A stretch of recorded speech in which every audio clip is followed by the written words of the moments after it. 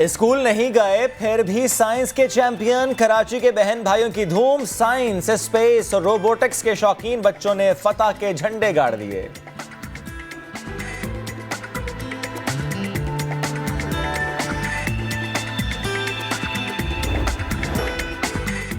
शादी की सेलिब्रेशन हो तो ऐसी K2 बेस कैंप पर शादी का जश्न मनाने वाली नाइला कियानी होंगी आज हमारी खुसूसी मेहमान।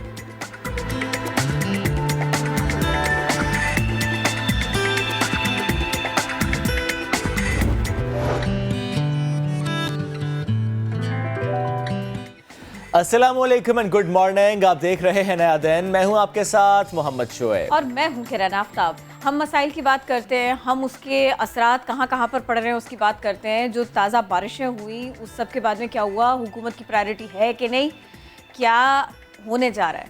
क्योंकि देखिए सिचुएशन कुछ ऐसी है कि पहले कोरोना आया, उसकी वजह से लॉकडाउन आया, सब कुछ बंद करना पड़ा, ताजिरों को इसी सिलसिले में अरबों रुपए का नुकसान पहुँचा। और फिर उसके बाद क्या हुआ, ये 4-6 स्पेल आ गए मॉनसून के और ये एक धचका बनकर लगे हैं इकॉनमी को और हर तरह की इकॉनमी को, जो कुछ सेक्टर में इन्वॉल्व है उस सबको। इन बारिशों ने सिर्फ कराची के ताजिर को 25 अरब रुपए का झटका दिया है। और इस सारी सिचुएशन में मईशत की बहाली कैसे हो पाएगी, ताजिरों के मसाइल क्या हैं, क्या इस सिचुएशन में काम होने चाहिए, आज हमारा ख़ास तौर पर इस पर फोकस होगा। और एक तरफ तो ये मामला और दूसरी तरफ हम क्या कर रहे हैं, क्या करने जा रहे हैं। हम करने तो कुछ नहीं जा रहे किरण, लेकिन हुकूमत ये कर रही है कि जब भी सवाल हो मईशत का, जब भी सवाल हो मसाइल के हल का, तो जवाब क्या आता है, पिछले ये कर गए, पिछले वालों की जिम्मेदारी थी, माजी की हुकूमतों ने ये कर दिया। वैसे जब ये बात सिंध हुकूमत कहती है तो फिर हमें ये कहना पड़ जाता है भैया माजी में तो हुकूमत आपकी थी। एनीवेज किरण, जब भी उनसे सवाल हो या सवाल ना भी हो, प्रेस कॉन्फ्रेंस किसी भी मौजू की हो, तो एक मुद्दा होता है लाजमी, और वो मुद्दा ये होता है कि नवाज शरीफ साहब को वतन वापस लाना है, उनका वतन वापस आना बहुत ज़रूरी है, उससे मुल्क के मसाइल हल हो जाएंगे।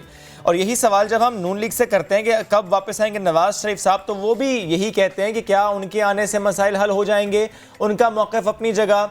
लेकिन जब हुकूमत की बात करते हैं तो हुकूमत से हम ये सुनना चाहते हैं कि इन मसाइल का हल क्या है। अगर कराची के मसाइल की बात करें तो हम ये सुनना चाहते हैं, ये देखना चाहते हैं कि मिल बैठें और अब मसाइल के हल की बात हो, अब ब्लेम गेम ना हो, अब माजी को की बात ना की जाए। तो आज हम इसी पर बात करेंगे, होनी क्या चाहिए और है क्या एग्जैक्टली इसी पर बात करेंगे। Senior anchor person Ali Haider ने हमें ज्वाइन किया है and we have Adnan Adil with us as well. दोनों को हम गुड मॉर्निंग कहेंगे। अली हैदर साहब, पहले मैं आपकी तरफ आना चाहूँगा। मौशी बहरान है और इसके दौरान अगर हम सियासी मुखालिफिन की बात करें तो हमने वही देखा, पॉलिटिकल क्रॉस रोड्स, एक दूसरे पर ब्लेम गेम, वही निशानदेही करते आना। ऐसे में जो रियल इश्यूज हैं ये पीछे रह जाते हैं, इनका मसाइल पर, इनके जो मसाइल हैं वो हल होते दिखाई नहीं देते। देखिए जी, आप ये बताएं कि इन्होंने कब ऐसा नहीं किया, मतलब माशी बहरान हो, कोरोना का बहरान हो, कोई और मामला हो, हमेशा अपने सियासी मुखालिफिन को लताड़ा ही है। बल्कि अगर देखा जाए तो इलेक्शन कैंपेन से लेकर अब तक यही कुछ हुआ है। और आप वो जो देखें, जो इलेक्शन कैंपेन के दौरान जो मिजाज होता है कि आप अपने मुखालिफिन की बुराइयां बयान करते हैं, अपने मुखालिफिन को आप जो है बुरा भला कहते हैं, तनकीद करते हैं उन पर, उसी मिजाज को लेके आगे चला जा रहा है। इसमें कोई मुख्तलिफ चीज़ हमें नज़र नहीं आ रही है। कोविड-19 के दौरान भी आपने ये देखा कि मुखालिफिन की, देखिए मुखालिफिन अपोजिशन का काम है हुकूमत की कारकर्दगी पर सवाल उठाना और जहाँ पर कुछ खराबी, जहाँ पे कुछ बुराई उनके मुताबिक उनको नज़र आ रही है उस पर तनकीद करना। अब हुकूमत का जवाब है कि अपनी कारकर्दगी से वो जवाब उन तक पहुँचाए, ना कि अपने अल्फाज से, ना कि अपने तर्जुमानों से। अब आप ये देखें कि शायद ये वाहिद हुकूमत होगी कि जिसके पास तर्जुमानों की एक फ़ौज ज़फ़र मौज है। मतलब इतने ज़्यादा तादाद में तर्जुमान सेंटर में और पंजाब गवर्नमेंट में हैं कि वो सारा दिन काम ही उनका ये होता है कि आप जाएं और हुकूमत के ख़िलाफ़ जो है वो बयानबाजी करें। तो मैं समझता हूँ कि ऐसे हालात में बयानबाजी करना, अच्छा इसमें एक बड़ी इंपॉर्टेंट चीज़ है, वो ये है, वो सिर्फ सियासी मुखालिफिन को लताड़ते नहीं है, ये एक स्ट्रैटेजी है, ये एक जहन बन चुका है हमारे PTI के दोस्तों का कि जो भी माशी मुश्किल इस वक्त उनको पेश आ रही है उसकी जिम्मेदार इससे पिछली गवर्नमेंट है। तो चूंकि आप जब कोई भी सवाल करें, आप पूछें जी महंगाई बढ़ गई है, आप कहें जी जनाब कि अनाज नहीं मिलता, आटा नहीं मिलता, चीनी गायब है तो महंगी मिल रही है, तो इस हर सवाल का जवाब बजाय इसके कि आप बताएं कि आपकी कारकर्दगी में कहाँ कहाँ फ्लॉ आया, बजाय इसके कि आप ये बताते कि मई और अप्रैल के महीने में फसल कटी है गंदम की और जून में आटा जो है वो नायाब हो जाता है, इसकी वजह क्या है। अब इसका ताल्लुक तो नवाज शरीफ या जरदारी साहब से नहीं है ना, लेकिन बजाय इसके कि इसका जवाब देते, ये भी पिछली हुकूमतों पर डाल देते। आप पूछें जी प्याज क्यों महंगा हो गया, टमाटर क्यों महंगा हो गया, पिछली हुकूमत पर डाल देते। तो ये एक आप यूँ समझ लें कि इनबिल्ट हो चुकी है चीज़ कि आप जो भी माशी मसले की तरफ इनकी तवज्जो दिलाएंगे, बजाय उसके कि उसके हल की तरफ ढूंढें, उसका मलबा ये पिछली गवर्नमेंट पर डाल दें। अली हैदर, अब एक नया चैलेंज है। कोरोना के बाद अब बारिश हो गई, लोग बहुत ज्यादा परेशान है। अब हुकूमत की तरजीहात होनी क्या चाहिए थी? देखिए, मैं समझता हूँ कोरोना ने बहुत कुछ आपको सिखाया है। कोरोना बहुत बड़ा सबक लेकर आया था और वो सबक ये था कि आपके पास प्लान होना चाहिए, जिसकी शुरू दिन से कमी थी। और मैं बड़ी माजरत के साथ, बड़े अदब के साथ पीटीआई के दोस्तों से, उनकी हुकूमत से, कि जब ये हुकूमत में आए तब भी इनके पास प्लान नहीं था। आपकी 22 साल की जद्दोजहद है, आप 2011 से मुसलसल आप एक अमली सियासत कर रहे हैं। सियासत तो इमरान खान साहब पहले भी कर रहे थे, लेकिन 2011 के बाद आपने देखा कि जलसे जुलूसों का सिलसिला शुरू हो गया। बाकायदा एक बड़ी मजबूत अपोजिशन बनकर आप उभरे थे। वो वक्त था कि जब आप अपना होमवर्क करके रखते कि आपको जब हुकूमत मिल जाए, जब भी मिल जाए, तब आपने क्या क्या करना है। और होमवर्क ना होने की सबसे बड़ी मिसाल होती है आपके पास टीम का ना होना। जो आगाज़ में रीशफलिंग हुई है, कभी आप असद उमर को, कभी किसी को, फिर उसके बाद जो आपके साथ मौजूदा अब की टीम है, उसमें से कोई भी शख्स ऐसा नहीं है जो आगाज़ में आपके साथ इस सफ़र में चला था।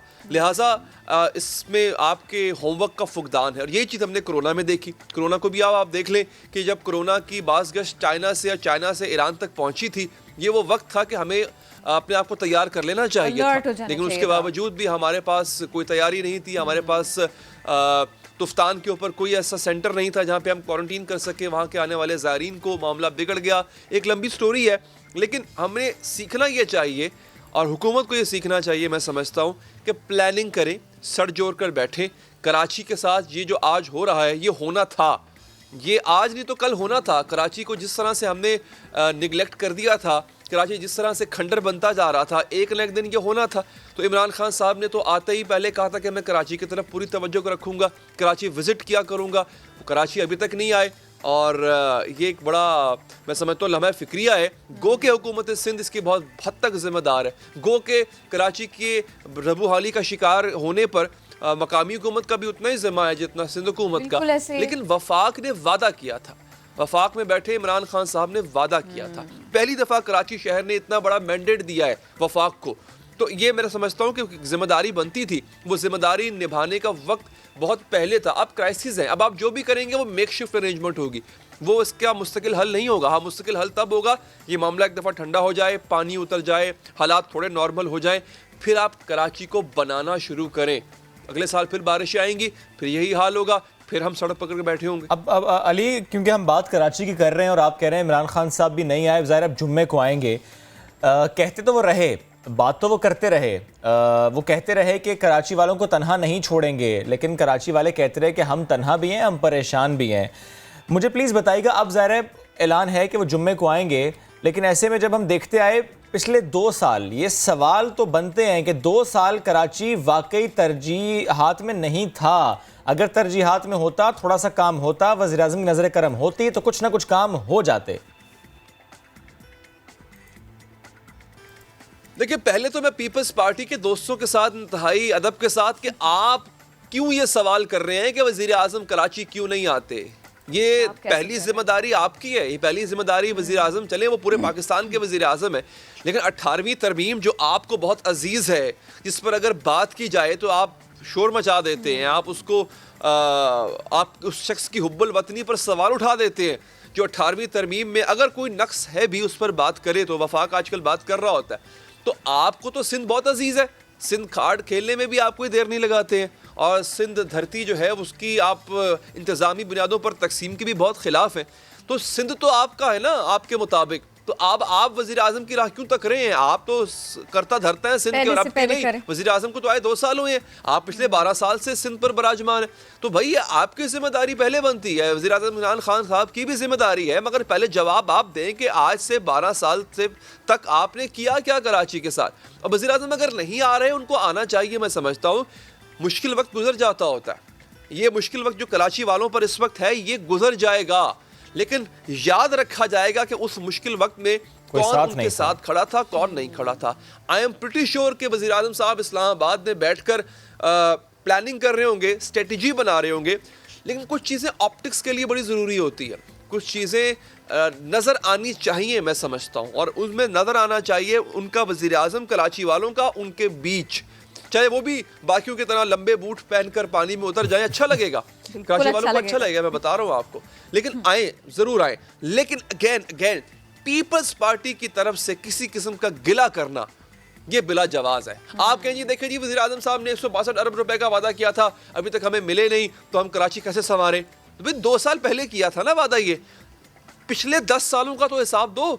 12 साल तो आपको हो गए यहाँ पे, 2 साल निकाल दो आप पाकिस्तान तहरीक इंसाफ की हुकूमत के, बहुत बुरे मान लिया जी इस वक्त सिंध हुकूमत बड़ी मुश्किल में है क्योंकि वफाक में पीपल्स पार्टी की हुकूमत वो उनको जीने नहीं देती। 10 सालों का तो हिसाब दें आप, क्या उन 10 सालों में जो आपको पैसा मिला वो आपने कराची पर खर्च नहीं किया? चले आपने पैसा खर्च नहीं किया, जो पहले से मौजूद इंफ्रास्ट्रक्चर था कराची का, आपको किसने रोका था कि आप नालों की इंक्रोचमेंट होने दें? आपको किसने रोका था कि आप वो जो एक ड्रेनेज का सिस्टम है कराची का उसको आप ब्लॉक होने दें? आपको किसने कहा था कि आप पार्कों पर और ऐसी जगहों पर जो पब्लिक प्लेसेस हैं उन पे आप इंक्रोचमेंट या कब्जे होने दें? इसमें तो किसी वफाकी हुकूमत का कोई किरदार नहीं था, ये तो आपने करना था। और कराची शहर की बर्बादी की जिम्मेदारी ज़्यादातर इसी चीज़ पर आयद होती है कि आपने पहले से मौजूद इंफ्रास्ट्रक्चर की हिफाजत नहीं की। नया बन जाता तो बहुत अच्छी बात थी, लेकिन अगर आप पहले से मौजूद को की हिफाजत कर लेते तब भी शायद यही होना चाहिए था, यही होना चाहिए था। नई चीज़ें बननी चाहिए थी, ना कि हमें जो पहले से बना हुआ है सब कुछ उसको बेहतर करना पड़ता, उसको सही करना पड़ता, उसको फ़ाल करना पड़ता। अदनान आदिल साहब, तरजीहात में कराची है, तरजीहात में वो लोग हैं कि जो परेशान है इस वक्त बारिश की वजह से। बात हमने ताजिरों से शुरू की थी, कराची की थी, अभी भी मैं यही बात करना चाहूँगी, लेकिन अब तो स्वात से भी ऐसी खबरें आ रही हैं, अब तो दूसरे एरियाज़ पाकिस्तान के, बलोचिस्तान भी इन्हीं मानसून की बारिशों की वजह से मुतासर हुआ है बुरी तरह से। तो ये पूरे पाकिस्तान में जो कुछ हो रहा है वो सब कुछ हमें बताइए, क्या जिसका जो काम है वो करता दिखाई दे रहा है, वो 15 साल से हो या वो 2 साल से हो? मेरे ख्याल में तो ये जो आफत आई है कराची पे, इसके बाद एक मुस्बत बात ये हुई है कि सब लोग अलर्ट हो गए हैं। और आपने देखा कि आर्मी चीफ भी कल कराची पहुंच गए, उन्होंने बहुत तफसील से ब्रीफिंग ली है। और जिस तरह कोरोना पर एक सक्सेस स्टोरी है हुकूमत की कि आप देखिए पाकिस्तान में कोरोना तकरीबन ख़त्म हो गया है और इंडिया में हज़ार लोग रोज़ मर रहे हैं और पाकिस्तान में 5-6 से ज़्यादा डेथ्स रोज़ाना की नहीं है। तो ये एक बहुत बड़ी सक्सेस स्टोरी हुई कि पाकिस्तान ने कामयाबी से कोरोना वबा पे काबू पा लिया और उसमें कोऑर्डिनेशन था, प्राइम मिनिस्टर की लीडरशिप थी। और अब भी उन्होंने ऐसा ही किया है कि एक उस तर्ज के ऊपर जिस तरह कोरोना के ऊपर एक नेशनल कोऑर्डिनेशन कमेटी बनाई गई थी, बिल्कुल ऐसी एक कमेटी बनाई जा रही है, उसमें आर्मी भी ऑन बोर्ड है जी। अब ये अब प्राइम मिनिस्टर आके इसको हतमी शक्ल देंगे, ठीक खबरें आ रही हैं, थोड़ा पहले नहीं आना चाहिए था। अगर वो आ जाते फ़र्ज कीजिए तो वहाँ पे वीआईपी मूवमेंट की वजह से और प्रोटोकॉल की वजह से और मसाइल पैदा होते। वज़ीर आज़म तो प्रोटोकॉल लेकर नहीं चलते। अदनान आदिल साहब, देखिए ये कब हुआ? बात सुनिए आप के जो आप मुझे बात नहीं करने देंगी तो फिर मुझे चले आप बात करें कि मुझे जरूर बताइएगा साथ में ये भी। फिर आप कर लीजिए ना। मैं सवेरे सवेरे कॉफी नहीं पी आपने? भिजवाती हूँ, चलिए बाद में मुकम्मल करें, मैंने कॉफी ऑर्डर कर दिया आपके लिए। ज़्यादा फील आप मुझे बात करने देंगे तो कर लें कि उनकी एक सिक्योरिटी होती है, उनकी एक सिक्योरिटी होती है और अगर उनको सिक्योरिटी थ्रेट होते हैं उसके लिए बड़े इलेबोरेट अरेंजमेंट्स करने पड़ते हैं। अगर खुदा ना खास्ता कोई वाक़या हो जाए तो फिर आप कहेंगे जी सिक्योरिटी कहाँ थी। तो ऐसे मौके पे जो ऑपरेशंस में इन्वॉल्व होते हैं हुकूमत के कारिंदे वही एक्टिव होते हैं, तो उन्हीं को एक्टिव होना चाहिए। और अब प्राइम मिनिस्टर आ रहे हैं और वो आकर वहाँ पर इस बात को इंश्योर करेंगे कि जो कमेटी बनती है जिसमें ठीक से काम करे, गवर्नमेंट भी ऑन बोर्ड होगी और वहाँ पे लोकल गवर्नमेंट भी, और वो उनको किस तरह के फंड्स चाहिए, प्रायोरिटीज़ क्या होनी चाहिए, कि क्या वहाँ पे ट्रांसपोर्ट का सिस्टम नहीं है, पानी पीने के लिए जो पानी चाहिए 110 करोड़ गैलन पानी चाहिए जबकि 55 करोड़ गैलन पानी जो है दस्तयाब है। सही। इसी तरह वहाँ पर ये जो पानी के निकास का मसला है, नालों पे तजावज़ात बन गई हैं, हाउसिंग सोसाइटीज़ बन गई हैं, 80,000 मकानात नालों के बीच में हैं, उनको वहाँ से डिसलोकेट करना बहुत बड़ा मसला है। अगर आप वहाँ पर आप फ़र्ज़ कीजिए तजावज़ात तो आप गिरा रहे हैं, लेकिन वो लोग जाएंगे कहाँ पे, वो लोग रहेंगे कैसे? उनको आबाद तो भी करना उनको भी है। तो कॉम्पनसेट करना पड़ेगा। इसी तरह आप बता रही हैं कि ताजरों का 25 अरब का नुकसान हुआ है, उनका भी नुकसान पूरा करना पड़ेगा, तो उसके लिए कोई फंड्स चाहिए होंगे। वो फंड्स कहाँ से आएंगे? इकॉनमी दबाव का शिकार है, अभी कोरोना से हम बड़ी मुश्किल से बाहर निकले हैं। तो इस सारी सूरत हाल में मेरा ख्याल है कि ये एक अच्छा तरीका है कि अगर प्राइम मिनिस्टर, आर्मी चीफ और जो प्रोविंशियल गवर्नमेंट है वो मिल बैठकर कोई हिकमत अमली बनाए। ये बात तो दुरुस्त है कि माजी में कराची के साथ अच्छा नहीं हुआ है। कराची देखिए कि सिंध हुकूमत है, उसका तकरीबन 300 अरब रुपए यानी 90% से ज़्यादा आमदन जो है कराची से होती है, और उसको ऊपर ख़र्च कितना किया जाता है? 25 अरब रुपए। जो तरक्याती बजट है इस दफ़ा सिंध का, उसमें सिर्फ 25 अरब रुपए उसके लिए हैं, कराची के लिए। और तमाम एजेंसियां मिलाकर कराची में जितनी भी एजेंसियां काम करती हैं उनका बजट 50 अरब रुपए से ज़्यादा नहीं है। जबकि आप इस्तांबुल का बजट देखें, तेहरान का देखें तो 500 अरब, 800 अरब। तो ये जो एक प्रॉब्लम है कि कराची से सब लोग कमाते हैं, अपनी झोलियां भरते हैं, उस पर ख़र्च कोई नहीं करना चाहता। और ये सूरत हाल पैदा हुई है 90s से 80s तक मामलात इतने ख़राब नहीं थे, कम से कम काफ़ी सरफेस पर बेहतर नहीं थे। थे। जब आप एक शहर पे इन्वेस्टमेंट ही नहीं करेंगे तो उसका फिर हालात तो फिर इस तरह ही ख़राब होने। फिर लोगों ने पार्कों में भी मकान बना लिए, जो पानी जज्ब होता था कच्ची ज़मीन में, वहाँ पे मकान है, चाइना कटिंग हो गई। 20 से ज़्यादा सड़कों को आपने कमर्शलाइज कर दिया। वहाँ पे जहाँ चंद 100 लोग थे, चंद हज़ारों लाखों लोग आ गए रोज़ाना बिजनेस करने। तो उससे भी ये सारे ये जो मसाइल हैं बड़े गंभीर हैं, बहुत गंभीर मसाइल हैं, और इसके लिए मेरा ख्याल है बहुत संजीदा एफर्ट की जरूरत है। अदनान आदिल साहब, इन सारे गंभीर मसाइल में ये हो रहा है, बहुत अच्छी बात है। जितने मामलात की तरफ आपने निशानदेही की, उनको रिजॉल्व करने के लिए जिन जिन पॉइंटर्स की तरफ आप गए, बिल्कुल ठीक था। लेकिन अब मुझे ये बताइए, अगर ये दिखाई दे एक आम आदमी को, और वो सिर्फ कराची के शहरी को नहीं, वो पूरे पाकिस्तान के शहरी को, कि तरजीह शायद सिर्फ और सिर्फ नवाज शरीफ साहब है, उनको लाना, उनको न लाना, पहले वो बीमार हो गए, फिर उनको बाहर भेजना था, फिर हम बाहर नहीं भेजेंगे, फिर हमने बाहर भेज दिया। अब जो है ना, वो कुछ ऐसी सिचुएशन बन रही है कि वो आए ना आए, जमी है निगाहें, और निगाहें कहीं हटने को तैयार नहीं है। बयान पर बयान आ जाता है, वो जो कॉन्क्रीट कुछ स्टेप्स लेने चाहिए वो नजर नहीं आते हुकूमत की तरफ से। बयानात बहुत तगड़े। देखिए, मेरा ख्याल में सियासत तो सियासत चलेगी। अपोजिशन भी रोज़ाना 5-6 लोग आते हैं, आके प्रेस कॉन्फ्रेंसें हुकूमत के ख़िलाफ़ करते हैं। अब हुकूमत के भी 5-6 लोग आते हैं और अपोजिशन के ख़िलाफ़ करते हैं। आप सियासत, जमहूरियत में सियासत को तो रोक नहीं सकते। सारी दुनिया में ऐसा होता है।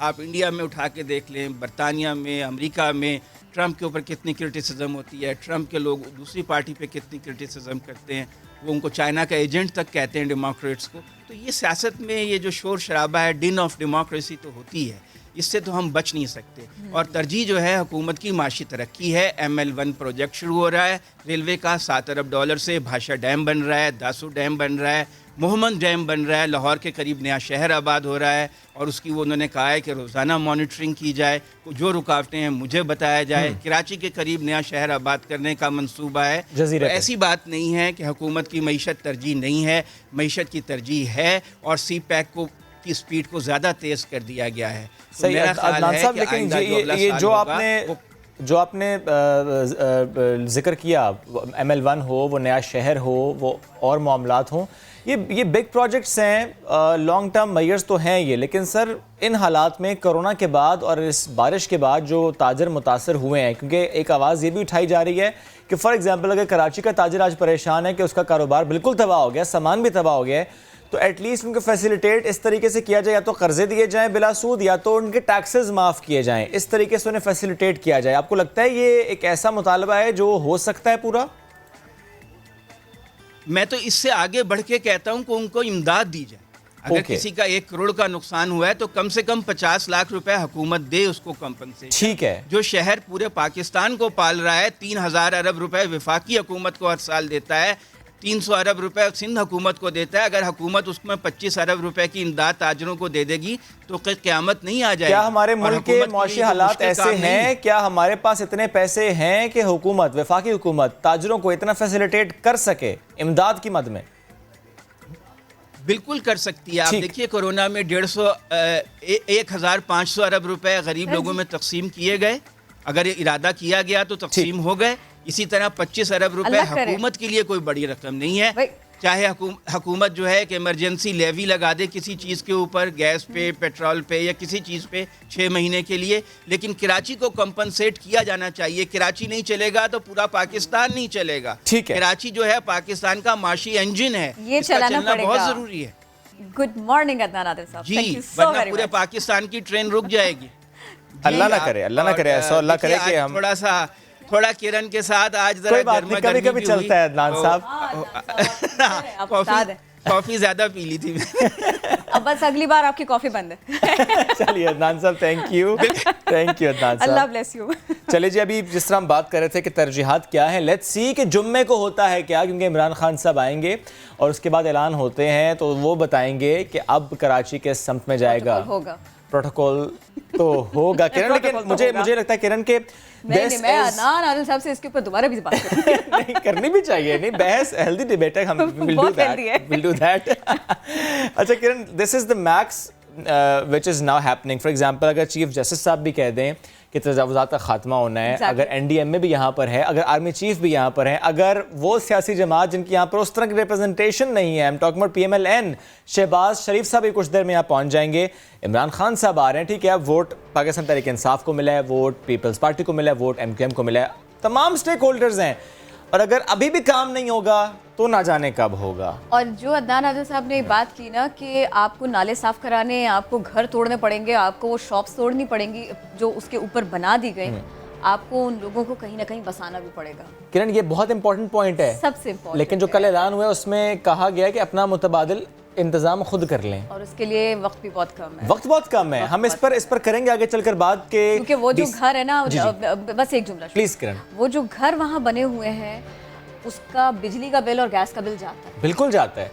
और किरण, दूसरी बात यह है कि अगर आप कहते हैं मुतबादिल इंतजाम खुद कर लें, वो कहीं और जाकर घर बनाएंगे तो फिर तजावुज़ात ही तो होंगी, फिर गैर कानूनी आबादियाँ ही तो बनेंगी, फिर कच्ची आबादियाँ बनेंगी, फिर और गुर्बत फैलेगी, फिर और मसाइल जन्म लेंगे, एनआरकी फैलेगी। और एनआरकी का टर्म जब मैं यूज़ कर रहा हूँ तो वो ज़ाहिर है चीफ जस्टिस साहब ने कराची के लिए यूज़ किया था। एनीवेज जी, ये तो हम बात करें कराची की, और ये जो हमने जिक्र किया ना कि तजावुज़ात का खात्मा, हम आगे चलकर डिटेल से इस पर बात करेंगे, सेंट्रल डिस्ट्रिक्ट की बात करेंगे, लेकिन अभी बढ़ते हैं आगे और बात कर लेते हैं कोविड-19 की वैक्सीन की। सवाल ये है कि क्या वैक्सीन आ चुकी है और क्या फेज़ 3 का ट्रायल शुरू हो चुका है? Phase 3 trial, that means human trial, क्या वो स्टार्ट हो चुका है? हमने कुछ रोज़ पहले भी इससे मुतालिक बात की थी। और कोरोना की रोकथाम के लिए यूं तो कोरोना का जोर टूटा है, यूं तो कोरोना कम है, लेकिन हुकूमत के इक़दाम क्या है? और वो जो आप ह्यूमन ट्रायल की बात कर रहे थे, उसमें हमारे पास ये बड़ी अच्छी अपॉर्चुनिटी आई थी कि हम इसको थोड़ा सा स्किप भी कर सके, क्योंकि हमारे पास डेटा आ गया चाइना से और मुल्कों से भी। किरण, उन्होंने बताया कि कुछ और मुल्कों में भी उसका ट्रायल हुआ है। तो इसी पर बात करते हैं। पार्लिमानी सेक्रेटरी बराए कौमी सेहत डॉक्टर नौशीन हामिद साहब ने हमें ज्वाइन किया, बहुत शुक्रिया आपके वक्त का। सबसे पहले प्लीज ये बताइएगा, जो चाइनीज वैक्सीन जिसका ट्रायल होना था, फेज 3 ट्रायल, जिसके लिए आप लोगों ने लोकेट किए थे कुछ एरियाज के, इन हॉस्पिटल्स में फेज 3 का ट्रायल होना है, हो गया आगाज? क्योंकि सितंबर का गालिबन कहा गया था। देखिए जी, कैंसिनो की एक चाइनीज़ वैक्सीन है जिसके बारे में पाकिस्तान जो है वो निगोशिएट कर रहा है, और उसके बारे में हमारे उनके साथ तमाम जो मराहिल हैं, तमाम अप्रूवल्स जो हैं वो फ़ाइनल हो चुके हुए हैं। ये वैक्सीन इंशाल्लाह ताला 15 सितंबर को एक्सपेक्टेड है कि हमारे मुल्क पहुंच जाएगी, और 20 तारीख से इंशाल्लाह ताला जो तकरीबन 8 से 10 हज़ार वॉलंटियर्स तैयार किए गए हैं, उनको लगाने का अमल जो है वो 20 सितंबर से जो है वो इंशाल्लाह ताला स्टार्ट हो जाएगा। और इसके लिए जिन लोगों ने इसको लगाना है उनकी ट्रेनिंग्स जो हैं वो आजकल की जा रही हैं। वैक्सीन की स्टोरेज के लिए जो इंतज़ामात हैं वो तमाम मुकम्मल किए जा रहे हैं। तो इंशाल्लाह 15 सितंबर को ये पाकिस्तान पहुंच जाएगी और 20 तारीख से इसके क्लिनिकल ट्रायल थोड़ा सा बता सकती हैं किस किस शहर में और किस किस हॉस्पिटल में? साइनोफार्म एक कंपनी की चाइना की जो है उसके क्लिनिकल ट्रायल्स इस वक्त यूएई में जारी हैं और हमारी एक ऑब्जर्वर्स की टीम जो है वो यूएई जा रही है और वो इसको ऑब्जर्व करेगी और जैसे ही उसके कामयाब ट्रायल्स जो हैं वो मुकम्मल होंगे तो वो वैक्सीन भी पाकिस्तान लाने का बंदोबस्त किया जा रहा है और अगर ये ऐसा हो जाएगा तो ये बड़ा एक कॉस्ट इफ़ेक्टिव वैक्सीन होगी, वो भी पाकिस्तान में अवेलेबल हो जाएगी। ये फरमाइए, पिछले हफ्ते WHO ने वार्निंग जारी की थी कि अब कोरोना मुतासरीन में वो अफराद हैं जिनमें कोरोना की वबा बहुत कम है या फिर कोई अलामात ही मौजूद नहीं है, कुछ इस तरह के मामलात हैं। पाकिस्तान एडवाइजरीज को कैसे देख रहा है, किस तरह से हम काम कर रहे हैं? जी देखिए, ये हम सब जान कोरोना के 70 से 80% मरीज़ ऐसे होते हैं जो कि या एसिम्प्टोमेटिक होते हैं या उनके अंदर बहुत माइल्ड सिम्टम्स होते हैं और पाकिस्तान में चूँकि हम देखते हैं कि तकरीबन जो बूढ़ों की आबादी है जो कि ज़्यादा इफ़ेक्टिव होते हैं, जो इफ़ेक्टेड होते हैं, जिनके अंदर रेजिस्टेंस इम्यूनिटी लो होती है, तो वो तकरीबन पाकिस्तान जो है वो इस वक्त 4% आबादी जो है वो बूढ़ों की है और मेजॉरिटी 60 to 70% आबादी जो है वो यंगस्टर्स की है। इसकी वजह से ये हमारी यहाँ पर इम्यूनिटी जो है वो कंपैरेटिवली बेहतर है और सिम्टम्स जो हैं वो कम नज़र आ रहे हैं, मगर पाकिस्तान की तरफ से जो है वो अपनी तमाम हिफाजती तदाबीर और जो स्ट्रेटजीज़ इसको कंट्रोल करने के लिए बनाई गई हैं उनके ऊपर सख्ती से अमल दरामद हो रहा है और उनकी क्लोज मॉनिटरिंग हो रही है। सही। अच्छा डॉक्टर साहब, ये फरमाइएगा कि मुख्तलिफ ममालिक पाकिस्तान के इक़दामात की तारीफ़ कर रहे हैं, वो स्मार्ट लॉकडाउन हो, वो जो अब हमने देखा कि माइक्रो स्मार्ट लॉकडाउन है, और ये भी कहा जा रहा है कि दुनिया के मुकाबले में या उन ममालिक के मुकाबले में पाकिस्तान में कुछ डिफरेंट मामला हुआ है, वो चाहे म्यूटेशन का मामला हो, वो चाहे इंटेंसिटी का मामला हो, बहरहाल यहाँ पर इंटेंसिटी कम रही है। ऐसे में मज़ीद क्या इक़दामात हम करेंगे वो भी प्लीज़ बताइएगा, और हमने एग्जैक्टली क्या किया है, क्योंकि मुझे याद है कि डॉक्टर ताउर रहमान साहब ने भी कुछ 5 पॉइंट्स शेयर किए थे कि हमने ये किया, इसकी वजह से कोरोना यहाँ पर कम हो, लेकिन ज़ाहिर है उस पर भी और काम हो रहा है। अगर आप शेयर कर पाएंगे what exactly we have done जिससे कोरोना कम हुआ है। सबसे पहले तो मैं समझती हूँ कि जो NCOC का अदारा जो बनाया गया था कोरोना को निमटने के लिए, वो एक बहुत इफ़ेक्टिव प्लेटफॉर्म है और उसमें तमाम जो स्टेक होल्डर्स हैं और जो इफ़ेक्टिव लोग हैं, जो कि अदारे जो कि इसमें कोई अच्छा इफ़ेक्टिव रोल प्ले कर सकते हैं, वो उनकी बहुत क्लोज़ कोऑर्डिनेशन है। और जिस दिन से ये अदारा बना है डेली बेसिस के ऊपर इसकी मीटिंग होती है और ये बहुत हाई प्रोफाइल मीटिंग होती है। इसके अंदर पूरी पाकिस्तान की सिचुएशन को मॉनिटर किया जाता है, मैपिंग होती है बाकायदा कि किन इलाकों में कोरोना केसेस हैं, एक एक केस को जो है उसको देखा जाता है और उसके रोशनी में डेली बेसिस के ऊपर जो है वो स्ट्रेटजीज़ बनती हैं और जहाँ पर चेंजेस की ज़रूरत पड़ती है उसी वक्त स्ट्रेटजी में चेंज की जाती है। तो मैं समझती हूँ कि ये हमारी कामयाब हिकमत अमली है कि जिसके अंदर ना सिर्फ उन आबादियों को ट्रेस करके उनको लॉकडाउन में लाया गया, बल्कि जो कॉन्टैक्ट ट्रेसिंग का मरला था वो भी बहुत कामयाबी से किया गया। उसके अलावा हमने जो अभी एक सर्वे किया है उसके अंदर हमने देखा है कि हमारी 11% पॉपुलेशन जो है उसके अंदर इम्यूनिटी और यानी कि एंटीबॉडीज जो हैं वो डेवलप हो चुकी हैं और वो यंग में ज़्यादा है। ये तमाम फैक्टर्स हैं जिनकी वजह से मैं समझ रही हूँ कि इस वक्त कोविड का फैलाव जो है वो पाकिस्तान में बहुत हद तक जो है वो स्लो डाउन हो गया है और इसमें डेफिनेटली जो हिकमत अमली इख्तियार की गई है वो कामयाब रही है। और हम कितने भी इक़दाम करें, अभी तक तो कम से कम सिचुएशन यही है कि कोरोना है, मोहतात रहना है और फिर इसी सब के साथ साथ जैसे कि हुकूमत की कोशिश भी है कि सारे के सारे सेक्टर्स को खोला जाए, मामूल पर लाया जाए ज़िंदगी को। स्कूल्स बहुत इंपॉर्टेंट हैं, ये कहा जा रहा था सितंबर में मामला तय पा जाएंगे, स्कूल्स खुल जाएंगे। ये बताइए कुछ हो रहा है सिलसिले में, स्कूल्स खोल रहे हैं आप लोग? 7 सितंबर को लेटेस्ट सिचुएशन असेस की जाएगी और उसकी रोशनी में फिर फैसला होगा कि ये स्कूल्स कब खुलने हैं, किस तरह खुलने हैं, कौन से SOPs होंगे, शिफ्टों में होंगे, एक टाइम में कितने बच्चों को अलाउ किया जाएगा और कौन कौन सी क्लास जो है उसको खोला जाएगा। तो ये 7 सितंबर को इंशाल्लाह ताला तमाम चीज़ें जो हैं वो क्लैरिटी के साथ सामने आ जाएंगी और मैं समझती हूँ कि बड़ी क्लासेस को खोलने के लिए हालात साजगार हो रहे हैं, मगर हतमी फैसला जो है वो 7 सितंबर को किया जाएगा। बहुत शुक्रिया डॉक्टर नौशीन हामिद, आप हमारे साथ थी, बात कर रही थी 7 तारीख को पता चलेगा स्कूल्स खुल रहे हैं और कैसे खुल रहे हैं। ये भी आपने हमें बताया, दीगर मामलात पर भी बात की कोरोना से जुड़े।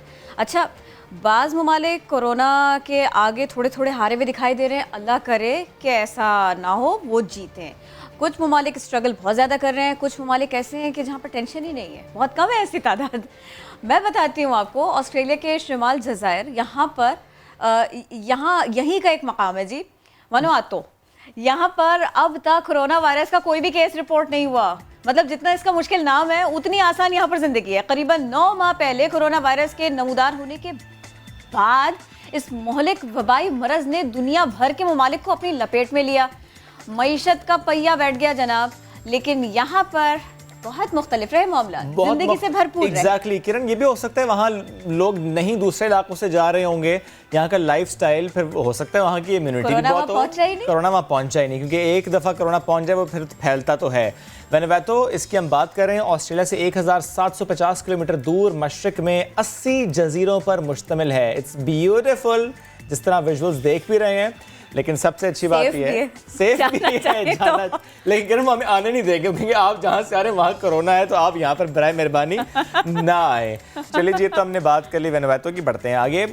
कुछ और हसीन नज़ारे आपने हमको दिखाए हैं शुएब जी जी। अब इसके बाद में तो ये होना चाहिए ना कि थोड़ा म्यूजिक की बात हो जाए, और म्यूजिक की बात नहीं हो सकती तो कुछ अच्छे खूबसूरत अल्फाज हो, अशार हो, गीत हो, इसका तस्करा हो जाए। नहीं पहचाने ना? नहीं, मैं बताती हूँ। अहमद राही। ओके। इनका शुमार जदीद पंजाबी अदब के अहम तरीन शौरा में होता है। हीर रांझा? हाँ जी, बिल्कुल। इसके जैसी मशहूर ज़माना कॉम्पोजिशंस, इनके जो अल्फाज है ना, वो राही साहब से होकर ही हम तक पहुँच पाए। आज 18वीं बरसी है उनकी। ये मौका ऐसा बना कि फिर वो सारी धुनें, वो सारे अल्फाज हमको एक जगह इकट्ठा करने पड़े, और ये सारी मेहनत हमारे लिए की मोहम्मद कुर्बान ने। ब्रेक तो आएगा। ब्रेक आ चुका है, ब्रेक लेते हैं, वापस आते हैं। Stay with us.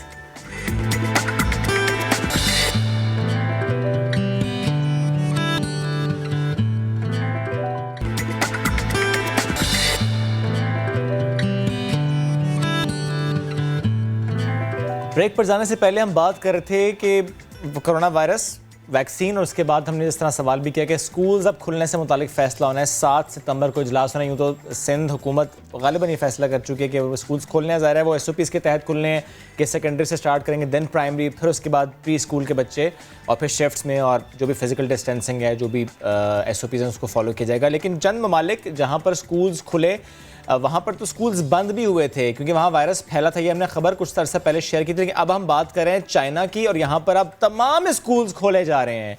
वुहान, जहाँ से ये स्प्रेड हुआ, शुरू हुआ, बहुत ज़्यादा फैला। 2800 किंडरगार्टन, प्राइमरी और मिडिल स्कूल्स में 14 लाख स्टूडेंट्स की वापसी हो गई है। स्कूल्स में जो टेम्परेचर है वो भी चेक किया जा रहा है, डिसइंफेक्टेंट वो भी यूज़ किए जा रहे हैं, और ये कहा जा रहा है कि मास्क आपने लाजमी पहनना है। और जिस वाया आप आ रहे हैं, आप पब्लिक बस के ज़रिए आ रहे हैं, आप ट्रेन से आ रहे हैं, तो वो कह रहे हैं कि नहीं, आप ट्रेन से या पब्लिक बस से तो नहीं आएंगे, आपको इस पर भी ज़रा ध्यान देना होगा। यानी ये चीन है जहाँ सबसे पहले वायरस फैला, जहाँ सबसे पहले लॉकडाउन हुआ, जहाँ सबसे पहले तालीमी इदारे बंद हुए थे। आज वहाँ पर तमाम तालीमी इदारे खोल दिए गए हैं। भैया थोड़ा सा रुका है, स्लो डाउन हुआ है, लेकिन आहिस्ता आहिस्ता मामलात को मामूल पर लाया जा रहा है। ये एक अलग बात है कि वहाँ पर भी थोड़ी सी हमको रफ्तार कम ही दिखाई देगी अगर हम कोरोना SOPs को फॉलो करते हुए ये सब कुछ खोलते हैं। कोरोना केसेस पर कंट्रोल के बाद कई ममालिक में लॉकडाउन की शिद्दत में कमी लाई जा रही है। इसके बहुत सारे एग्जाम्पल सामने आ रहे हैं। रेस्टोरेंट्स को खोला जा रहा है, मुख्तलिफ रेस्टोरेंट्स ने ऐसे में बहुत सारे SOPs को फॉलो किया है, बहुत एहतियात अपनाई है। ख़ास तौर पर समाजी फासला, सोशल डिस्टेंसिंग, इसको अपनाया गया और बड़े दिलचस्प अंदाज में। It looks beautiful. बहुत अच्छा है।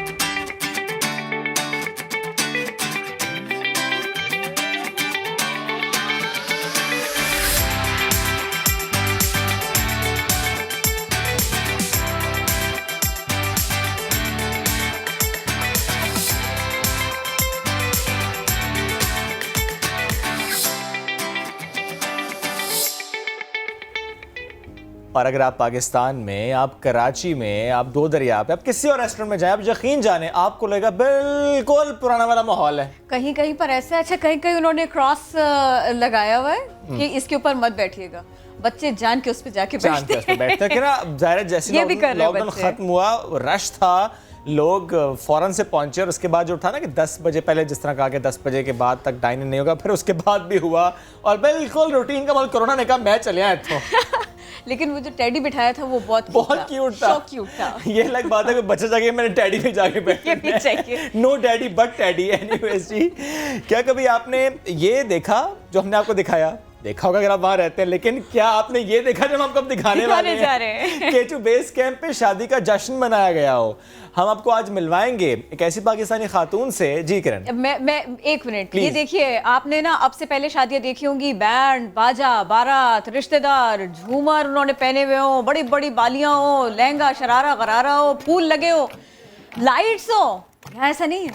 क्या बात है किरण, कि आप देखेंगे एम्बियंस कितना जबरदस्त है। लेकिन किरण फॉर एग्जांपल किसी को ठंड लगती है गाना बहुत बजाना तो यहाँ भी हुआ है। गाना बजाना तो यहाँ भी हुआ, लेकिन कोई डरता हो हाइट से, कोई बर्फ पे ना जाना चाहता हो, और लेकिन शादी मिस भी नहीं करनी। दूल्हा दुल्हन कौन, बाराती कौन कौन बना, मुझे तो इस सारे सवालों के जवाब तो चाहिए। इन सारे सवालों के ही जवाब लेंगे। नायला कियानी की हम बात करें, जुलाई 2018 में इनका निकाह हुआ था, उसके बाद ये स्कर्दू गई थी वहाँ पर ये जश्न, और उसकी वीडियोस भी कुछ वायरल हुई हैं, बड़े अच्छे उस पर लोग तबसरा कर रहे हैं। तो प्लान्स बन रहे हैं, लोग अब सोच रहे हैं कि हम भी इसको रेप्लिकेट करते हैं। तो Naila is joining us today from Dubai. Naila, शुक्रिया आपके वक्त का। प्लीज थोड़ा सा बताइएगा, ये आइडिया कैसे आया कि आपने K2 बेस कैंप ही जाना है, वहीं पर ये शादी का जश्न मनाना है, फिर वहाँ के वीडियोस आपने जब सोशल मीडिया पर शेयर की, उसके बाद जितना लोग उसको सराह रहे हैं, जितना उसको पसंद कर रहे हैं, ठंड कितनी लगी ये ड्रेस पहनने के बाद में वहां जाकर? एक्चुअली आइडिया तो काफी टीनेज टाइम से था कि K2 बेस कैंप देखना है, K2 देखना है, लेकिन उस वक्त मौका नहीं मिला। तो निकाह के बाद मैंने हस्बैंड से डिस्कस किया कि क्यों ना हम छोटा सा इवेंट K2 बेस कैंप पे करें, क्योंकि मुझे टिपिकल बड़ी शादी लहंगा पहन के स्टेज पे बैठने का बिल्कुल शौक नहीं था। तो उन्होंने काफी सपोर्ट किया इस आइडिया को, और हम लोग जुलाई 2018 में स्कर्दू पहुंचे। और आपका सवाल सर्दी, लेकिन लकीली कुछ डेज ड्यूरिंग द डे जब सूरज होता है बाहर तो उस वक्त सर्दी नहीं लगती, रात को बहुत सर्दी होती है। कंबोडिया पे जहाँ पे आपने वीडियोस देखी हैं, वहाँ पे -20 -30 तक जाता है रात के टाइम, या अगर वहाँ पे मौसम अच्छा नहीं हो। लेकिन लकीली जो आप वीडियो देख रहे हैं उस दिन मौसम इतना बुरा नहीं था और सर्दी लगी नहीं रही थी। आई थिंक मे बी शायद खुशी के वजह से। अच्छा, मुझे ये बताइए, शौक तो देखिए था, लेकिन ये कोई ऐसा शौक नहीं है कि चलो आज ज़रा ना पहाड़ चोटी सर करके देखते हैं, आज हम ज़रा ट्राई करके देखते हैं। तो ये नहीं हो सकता। मुझे थोड़ा सा अपने शौक के बारे में बताइए, क्या क्या कुछ कर चुकी, क्या कितनी चोटियाँ, कौन सी चोटियाँ जो आप सर कर चुकी? So I think K2 base camp मेरा सबसे बड़ी अचीवमेंट है सो फार। K2 के साथ ही GJLA पास है जो 5800 मीटर है। तो उसके लिए बस ये होता है कि ट्रेनिंग करनी पड़ती है। उस ट्रेनिंग का बॉक्सिंग आपने आई थिंक आपको पता है कि बॉक्सिंग भी मैं काफ़ी सालों से कर रही हूँ, तो वो उसने बहुत हेल्प की माउंटेनियरिंग में। तो इस साल भी प्लान था, लेकिन कोविड की वजह से क्लाइंबिंग का प्लान मेरा थोड़ा कैंसिल हो गया। लेकिन इंडोर और आउटडोर क्लाइंबिंग इधर भी कर रही हूँ। तो इंशाल्लाह नेक्स्ट ईयर कोविड ये इशू खत्म हो जाएगा, इंशाल्लाह नेक्स्ट ईयर मेरा एक प्लान है। बॉक्सिंग ही पूछ लेते पहले फिर, है ना? मुझे आप बॉक्सिंग के बारे में बताएं पहले ज़रा, उसका पैशन, उसके लिए प्रैक्टिस क्या क्या करती रही, क्या कर रही है, थोड़ा सा हमारे देखने वालों को बताएं, उसको ये शेयर कीजिए प्लीज। अच्छा, एडवेंचरस तो मैं बचपन से ही थी। शौक तो बचपन से ही अजीबो गरीब थे। मेरे पेरेंट्स बोलते हैं कि तुम्हें लड़कों वाले शौक है।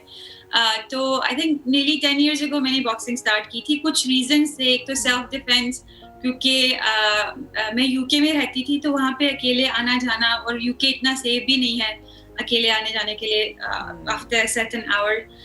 तो वहाँ पे डिसाइड किया कि स्टार्ट करनी है। लेकिन जब स्टार्ट किया सेल्फ डिफेंस के लिए, तो पता चला कि काफी स्ट्रेंथ है मेरे अंदर। तो आई कैरिड ऑन, और उसके बाद कंपटीशन भी मैंने किए, क्योंकि बस शौक था कि कंपटीशन भी करना है, जीतने हैं बॉक्सिंग मैचेस। तो वो 10 साल से अभी रिसेंटली प्रॉब्लम ये है कि लड़कियां कम कर रही हैं बॉक्सिंग, और मैचेस मिलना एमेचर लेवल पे इजी नहीं है।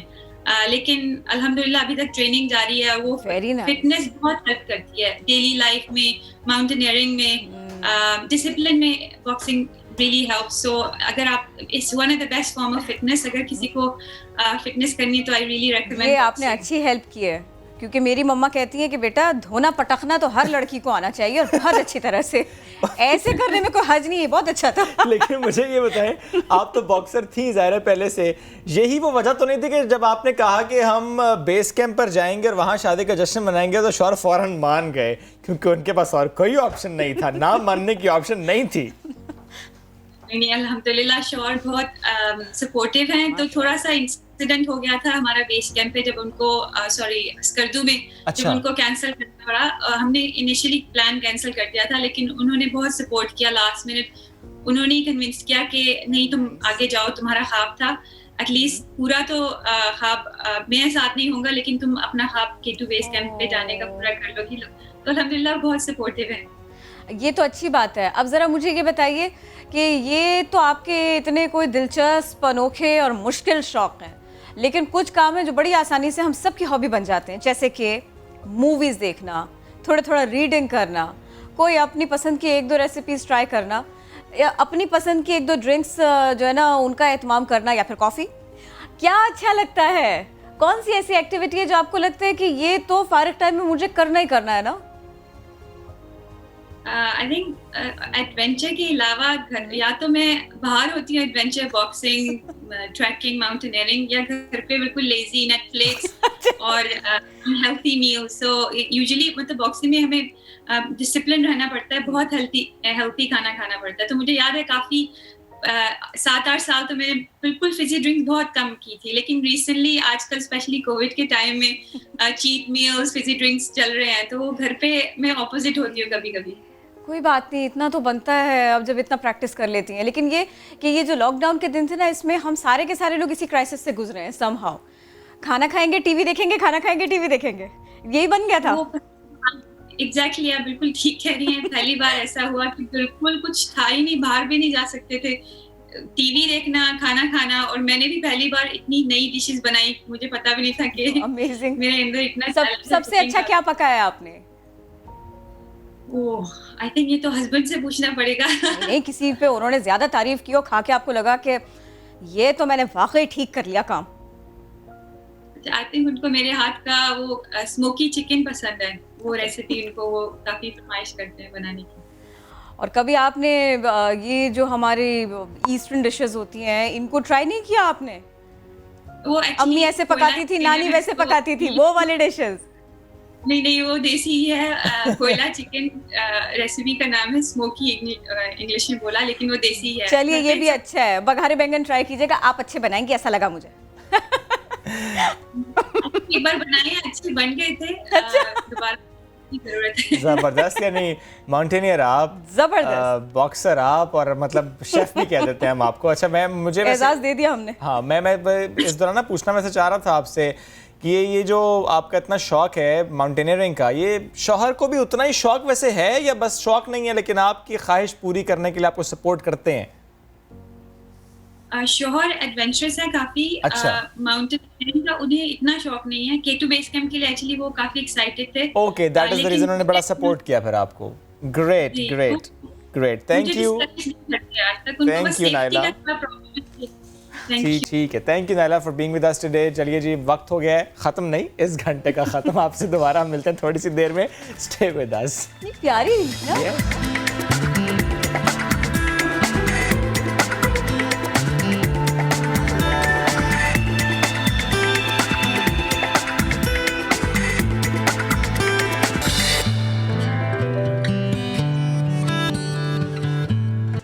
Welcome back once again. अब जिक्र करेंगे हम कराची का। जिक्र करेंगे कि कराची के मसाइल अब हल होंगे तो कैसे, क्योंकि एक बड़ा मसला है नालों पर कायम तजावुजात का।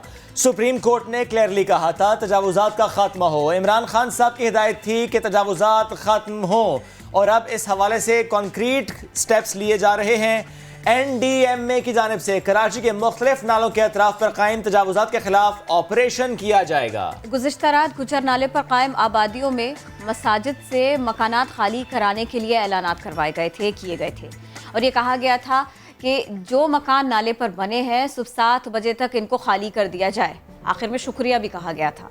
बहरहाल इसी सब के ऊपर कोशिश करेंगे अपने रिपोर्टर से जान सके।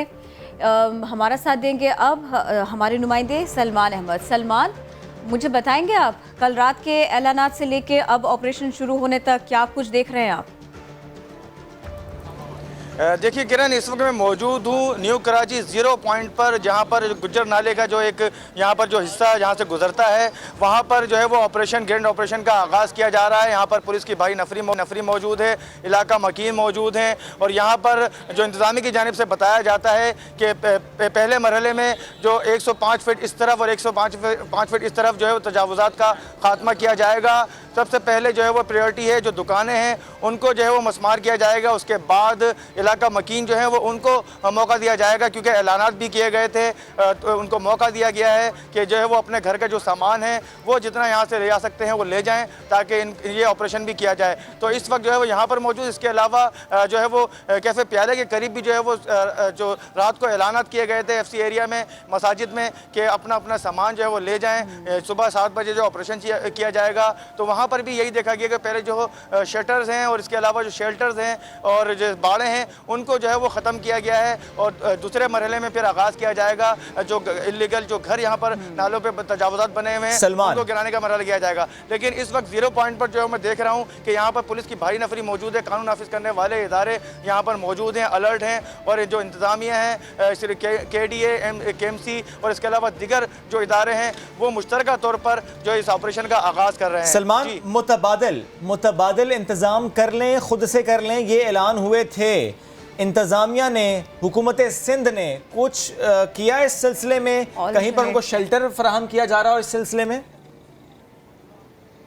देखिए, इंतज़ामी की जानिब से सिर्फ ज़बानी जमा खर्च तो कहा गया है, लेकिन जो इलाका मकीन है वो इस बारे में जो है वो अपना जो है वो नाराज़गी का इजहार कर रहे हैं और वो यही कह रहे हैं कि उनको मुतबादिल के तौर पर कुछ नहीं कहा गया। इसके अलावा जो रात को जो है वो ऐलानात किए गए हैं, इतनी जल्दी जो है वो इंतज़ामात करना काफ़ी मुश्किल होगा, लेकिन इंतज़ामिया का यही कहना है कि अब सलमान एक बात बताइए, नहीं कर सकते, क्योंकि सलमान एक बात बताइए, ये जो बारिश का ख़तरनाक स्पेल पूरे कराची ने झेला और इस इलाके के लोगों ने भी, उस वक्त भी ऐसा हुआ कि जो लोग परेशान थे उनको यहाँ से मूव कराया गया हो और वहाँ लेकर जाएं किसी जगह पे, कोई इमारत जो उनको दे दी जाए कि यहाँ पर थोड़े से दिनों को रह लीजिए? ना ऐसा तब किया गया, ना ऐसा अब किया जा रहा है। क्लियर कीजिए और फिर इस पे लोगों का रिएक्शन बताइए, लोग कितने परेशान हैं इस सबसे। बिल्कुल किरण, आपने बिल्कुल सही कहा। और जब तूफ़ानी बारिश हुई है, ख़ासतौर पर जो छठा स्पेल था उसने जो रिकॉर्ड तौर बारिश हुई है उसकी वजह से काफ़ी लोग वैसे ही नकल मकानी कर चुके थे, लेकिन उनका सामान यहाँ मौजूद था, काफ़ी सामान बह गया। तो यहाँ पर जो इलाका मकीन है उनका जो है वो यही कहना है कि ना सिर्फ ना उस वक्त जो है हमें मदद फराहम की गई और ना ही इस वक्त जब ये जो है वो आनन फानन जो ऑपरेशन का आगाज़ किया जा रहा है, ना अब जो है वो हमें मुतबादिल जगह फराहम की जा रही है। तो ये बड़ा शिकवा है, गम गुस्सा पाया जाता है। अच्छा, मुझे ये बताइए कि ये पहले, जैसे आपने अभी भी बताया ना कि पहले मरहले पर मकानों तक नहीं जाएंगे, वो बाद में करेंगे, पहले जो शॉप्स हैं और जो आसपास कुछ और इस तरह की चीज़ें डेवलप हो गई हैं उसको क्लियर किया जाएगा, घरों की बारी आएगी बाद में। तो मुझे ये बताइए कि वो उसको कितना अरसा, उसको कितना टाइम, क्या 1 या 2 दिन ये समझा जा सकता है सबको इलाके को देखकर कि इतना टाइम तो उनको मिलेगा अपने घरों को खाली करने के लिए, सामान उठाने के लिए? किरण, बिल्कुल जो रात को ऐलानात किए गए हैं इसी वजह से किए गए हैं, क्योंकि ये बिल्कुल इमरजेंसी के तौर पर ऑपरेशन का आगाज़ किया जा रहा है। तो ऐलानात तो इसलिए किए गए हैं जो हम समझते हैं कि ताकि लोगों को मौका फराहम कर दिया जाए, उनको टाइम दे दिया जाए कि वो अपना सामान ले आ सकें। लेकिन उनको ये इसलिए कहा गया क्योंकि काफ़ी अरसे दराज से ये तजावुज़ात कायम हैं। बारहा जो है वो इंतज़ामी की जानिब से इनको नोटिस दिए गए, लेकिन यहाँ से लोग जो है वो काफ़ी 50 साल 60 साल से यहाँ पर आबाद हैं, 50 साल से 60 साल से यहाँ पर लोग आबाद हैं। सलमान, आपने कहा नोटिस भी दिए गए इनको, आप वहाँ पर मौजूद हैं, आप वहाँ पर जो लोग मौजूद हैं उनसे बात भी कर रहे होंगे यकीनी तौर पर, थोड़ा सा बताइए, क्योंकि ये पहला ऑपरेशन नहीं है, ये पहली दफ़ा ऐसे होने नहीं जा रहा, ये ऐसे पहले कई दफ़ा कोशिशें की गई हैं, इसी तरह इंतज़ामिया की तरफ से कोशिशें की गई हैं, लेकिन मज़ाहमत का सामना करना पड़ा। कराची में जब भी तजावुज़ात गिराई जा रही थी मज़ाहमत का सामना करना पड़ता था। ऐसे में आज वहाँ पर जो लोग मुकीम हैं वो क्या कह रहे हैं, उनका इरादा क्या नज़र आ रहा है, मज़ाहमत करेंगे या चले जाएंगे? क्योंकि टीम्स तो तैयार हैं, NDMA भी वहीं पर है, पुलिस भी वहीं पर मौजूद है, लेकिन जो मकीन हैं वो क्या कहते हैं? वो चले जाएंगे या वो मज़ाहमत करेंगे?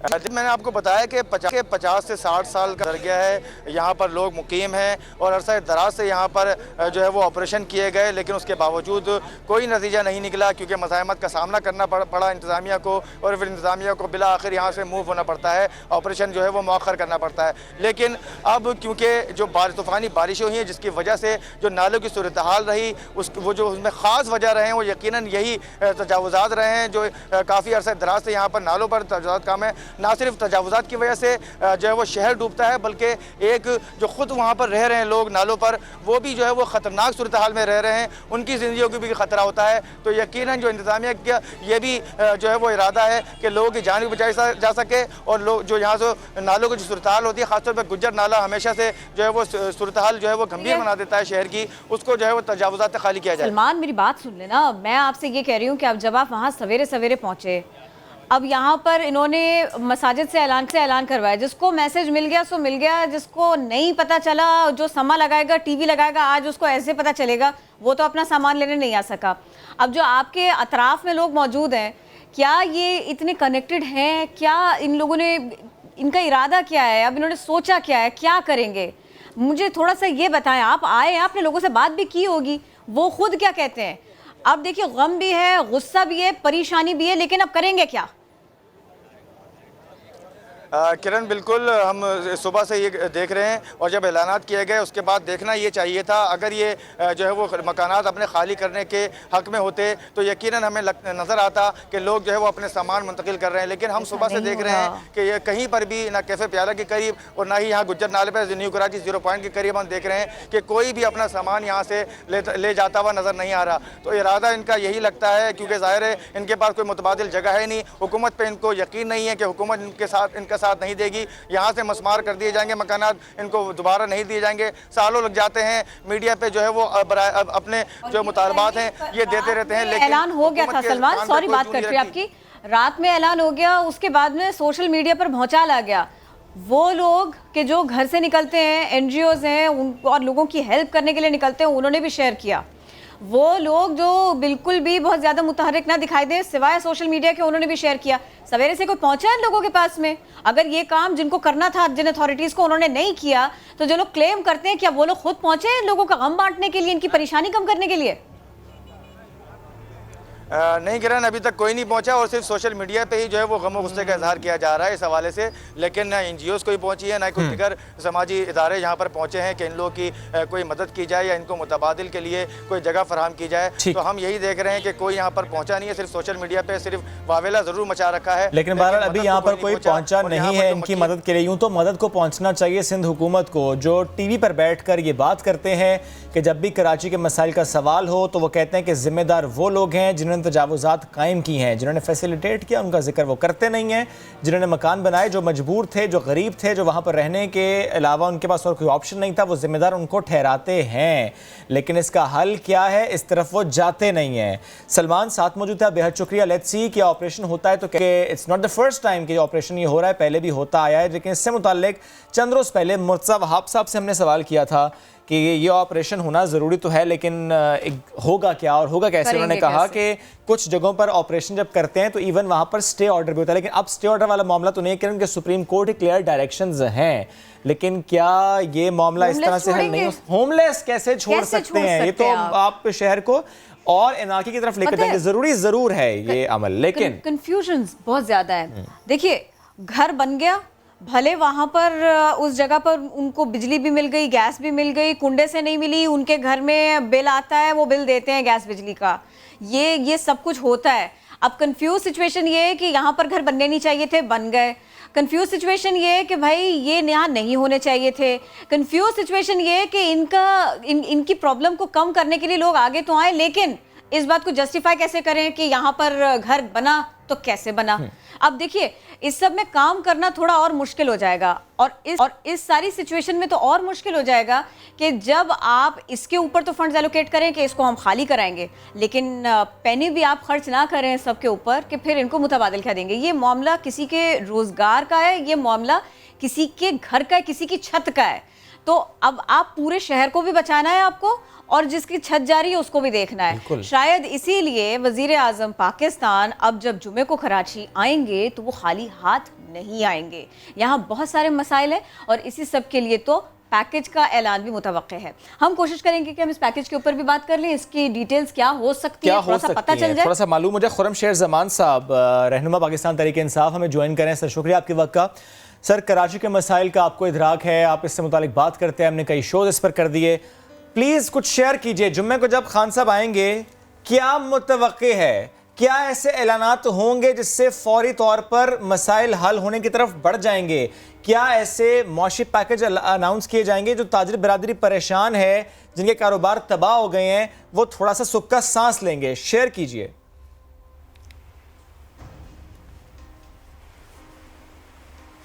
अच्छा देखिए, वज़ीर आज़म साहब एक काफ़ी बड़ा एक प्रपोज़ल पूरा रखा गया था। वो सारे इश्यूज़ रखे गए थे वज़ीर आज़म साहब के सामने, जिनकी वजह से कराची का ये बुरा हाल है। और जाहिर है कि उसके अंदर 12 साल की पाकिस्तान पीपल्स पार्टी की पूरी किताब थी कि इन्होंने 12 साल में किया क्या है।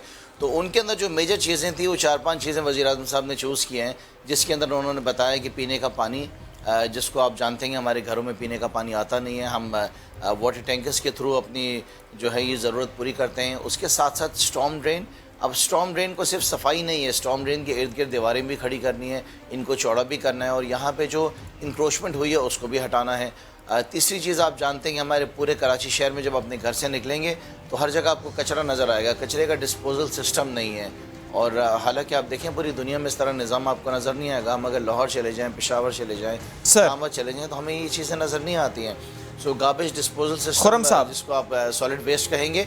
और आखिर में ये शायद एक वाहिद मुल्क होगा। जी खुर्रम साहब, I am sorry to interrupt, लेकिन जिन मसाइल की आप बात करें, ज़ाहिर है इन मसाइल पर हम बहुत सी बात कर चुके हैं। I am really want to listen this कि अब क्या होगा, इन मसाइल का हल कैसे होगा? मसाइल तो मालूम सबको, ब्लेम गेम सब जानते हैं, डिस्पोजल किसका ये सबको मालूम है। और सर डैमेज के लिए क्या करेंगे? अभी देखिए ना, गुज्जर नाले की हम बात कर रहे थे, ऐसे तो कई मकाम और भी है कि जहाँ पर पठारे बन गए, दुकानें बन गई, घर बन गए, तो अब उनको सिर्फ घर तोड़ देना, दुकान तोड़ देना काफ़ी नहीं है।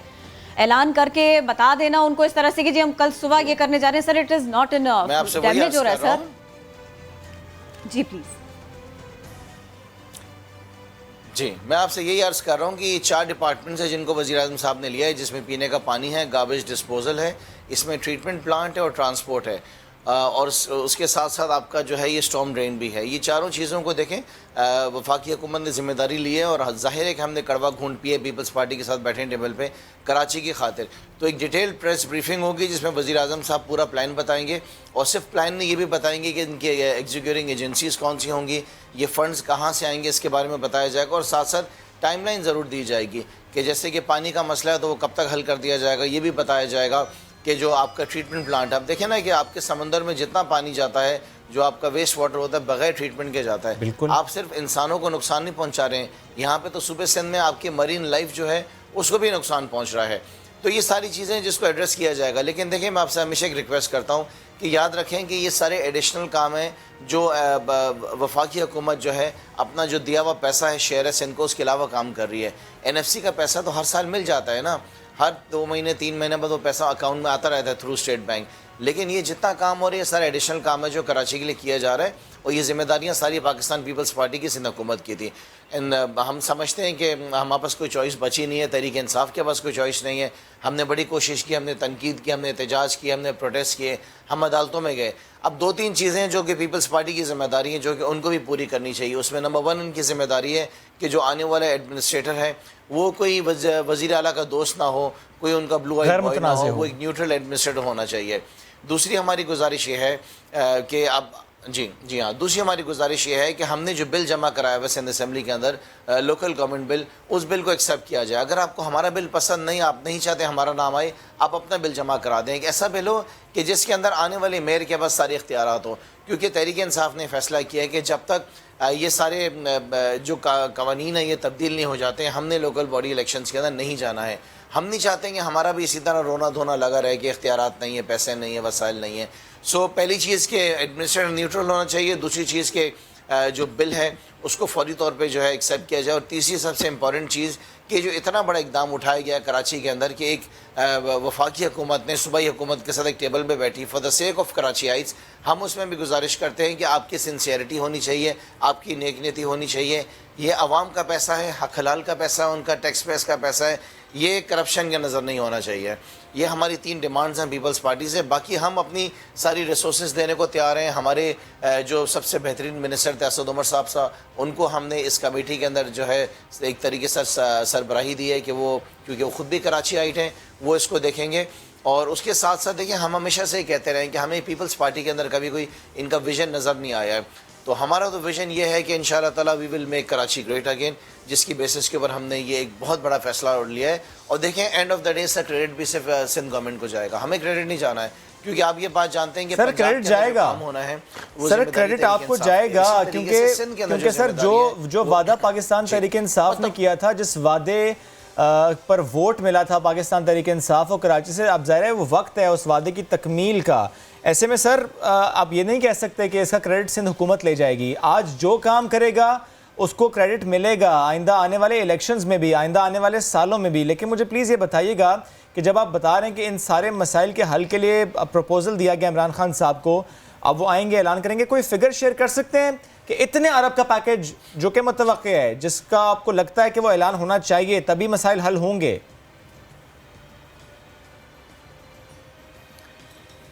देखिए, होता ये है कि जब आप फिगर अनाउंस कर देते हैं तो फिर अब आपकी जो अपोनेंट्स होते हैं उसका फजूल में एक बेफजूल मजाक शुरू हो जाता है। लास्ट टाइम इवन मीडिया ने हमें ये बहुत कहा कि 162 अरब रुपये वज़ीर आज़म साहब ने अनाउंस किया, वो पैसा कहाँ है, वो पैसा कहाँ है। तो मैं प्लीज़ आपके शो के थ्रू कराची आइट्स को बताना चाहूँगा कि उस पैसे से पहली बार पाकिस्तान की हिस्ट्री के अंदर 6 ब्रिज एक साथ इनॉग्रेट हुए नाज़िमाबाद में।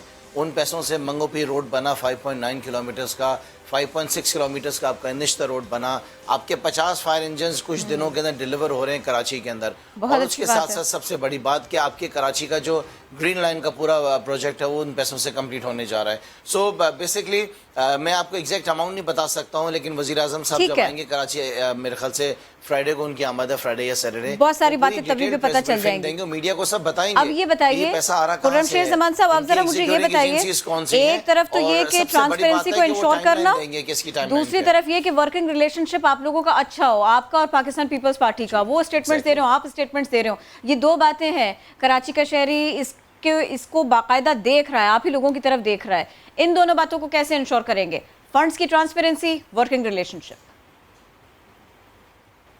अच्छा देखें, ये आपने बहुत इंपॉर्टेंट बात कही है जिसकी हमें बिल्कुल फ़िक्र है कि ट्रांसपेरेंसी का क्या होगा, करप्शन का क्या होगा, क्योंकि हमेशा इनके इल्ज़ाम तो करप्शन के लगते हैं। आपके सामने ऑडिटर जनरल, तो मेरे ख्याल से कोशिश ये की जाएगी कि जो पैसा वफाकी हुकूमत का आएगा वो वफाकी हुकूमत उसका पैसा खुद खर्च करेगी। हम इनकी हेल्प ज़रूर करेंगे, इनकी जो डिमांड्स होंगी पूरी करेंगे। अगर इनकी ख्वाहिश है कि 50 बसें कराची के अंदर दे दी जाएँ या 1000 बसें अलग से रोड पे चला दी जाएँ, वो भी चला दी जाएंगी।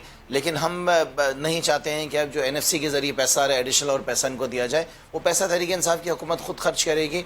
रही बात स्टेटमेंट्स की, कि देखें एहतियात करेंगे स्टेटमेंट्स के अंदर भी कि हम कोई ऐसी बात ना कहें जिसकी वजह से माहौल ख़राब हो, क्योंकि देखें अब हमने जो तो आप कर जाते हैं, अभी भी आपने 2-4 बार कह दिया, 6 बार कह दिया कि वो लोग करप्शन करते हैं। टीवी ने हकीकत दिखाई है। नहीं, मैं नहीं कहता हूँ ना ये बात। देखें, ये जो मैंने आपसे बेज़ाब्तियों की बात की, ऑडिटर जनरल ऑफ पाकिस्तान कहते हैं। मैं तो वो कहता हूँ कि जो चीज़ सामने नज़र आ रही है, अरबों रुपए की बेज़ाब्तियाँ आती हैं ज़कात के अकाउंट के अंदर भी, ये हर साल हमें एज एन MP हमें बुक मिलती है और हम उसको पढ़ते हैं और हम खड़े होकर असेंबली में उसको रेज़ भी करते हैं। सो ये सारे इश्यूज़ हैं। बट डेफिनेटली जो आपने बात कही है ट्रांसपेरेंसी की, इंशाल्लाह ताला मैं आपको तहरीक इंसाफ की तरफ से तो कमिटमेंट कर सकता हूँ कि हमारी तरफ से इंशाल्लाह ताला एक पैसा भी है हमारे जेब में, हमारे घरों में, हमारे बच्चों के पास नहीं पहुँच सकता वो कभी भी। वो अवाम का पैसा अवाम के ऊपर। अच्छा, आप लोगों ने खुद क्या वर्किंग करके दी? आप तो कराची से, आपने वज़ीर आज़म को क्या वर्किंग करके दी कि भाई ये मसाइल तो सबके सामने है, इनका हल ये है, इसके लिए फंड्स इतने दरकार होंगे और ये फंड्स जो है ना वो किस हद तक कराची से ही जनरेट हो सकते हैं?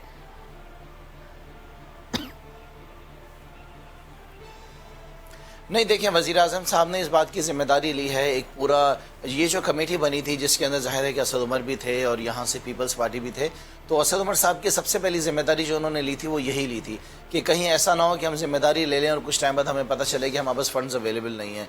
तो मैं कुछ चीज़ों को डिस्क्लोज़ नहीं करना चाहता हूँ, कुछ चीज़ें हम अपने प्राइम मिनिस्टर पर छोड़ेंगे कि वो सब चीज़ें बताएंगे। मेरी मुलाकात बातचीत भी हुई थी वज़ीर आज़म साहब से आज से 3 दिन पहले थ्रू वीडियो लिंक, और जो गुजारिशात थी, जो डिटेल्स उन्होंने हमें बताई हैं और जो कि हमने उनसे जिक्र किया, तकरीबन हम सब एक ही पेज पे हैं। क्योंकि देखें कराची के जो इश्यूज़ हैं वो कोई रॉकेट साइंस नहीं है। मतलब आप भी कराची आई थे, हमारा भी यही हाल है कि अगर हमें पीने का पानी चाहिए तो हमें मिनरल वाटर की बोतल ऐसे ये सारे मसाइल हर कराचियाइट को फेस करना पड़ता है। खुरम साहब लास्टली प्लीज अगर आप बता पाएं तो हमें जो है एक प्राइवेट क्लिनिक के अंदर जाना है। खुरम साहब लास्टली प्लीज अगर आप शेयर कर पाएं, मैं जानता हूं कि आप चाह रहे हैं कि इमरान खान साहब ही ऐलान करें, आप कोई फिगर भी शेयर नहीं करना चाह रहे, लेकिन चूंकि आपके 3 रोज़ पहले वीडियो लिंक पर बात हुई है, आप लोगों के दरमियान ज़रा इस मौजू पर गुफ्तगू हुई है, पहला स्टेप जो इमरान खान साहब लेना चाहते हैं, ज़ाहिर यूँ तो तमाम मसाइल पर एक साथ काम होगा, लेकिन होता है ना एक सबसे बड़ा मसला उनकी नज़र में, वो क्या है जो आपको लगता है इस गुफ्तगू के बाद कि अच्छा ये मसला जो खान साहब समझते हैं कि इसको फ़ौरन हल करना है?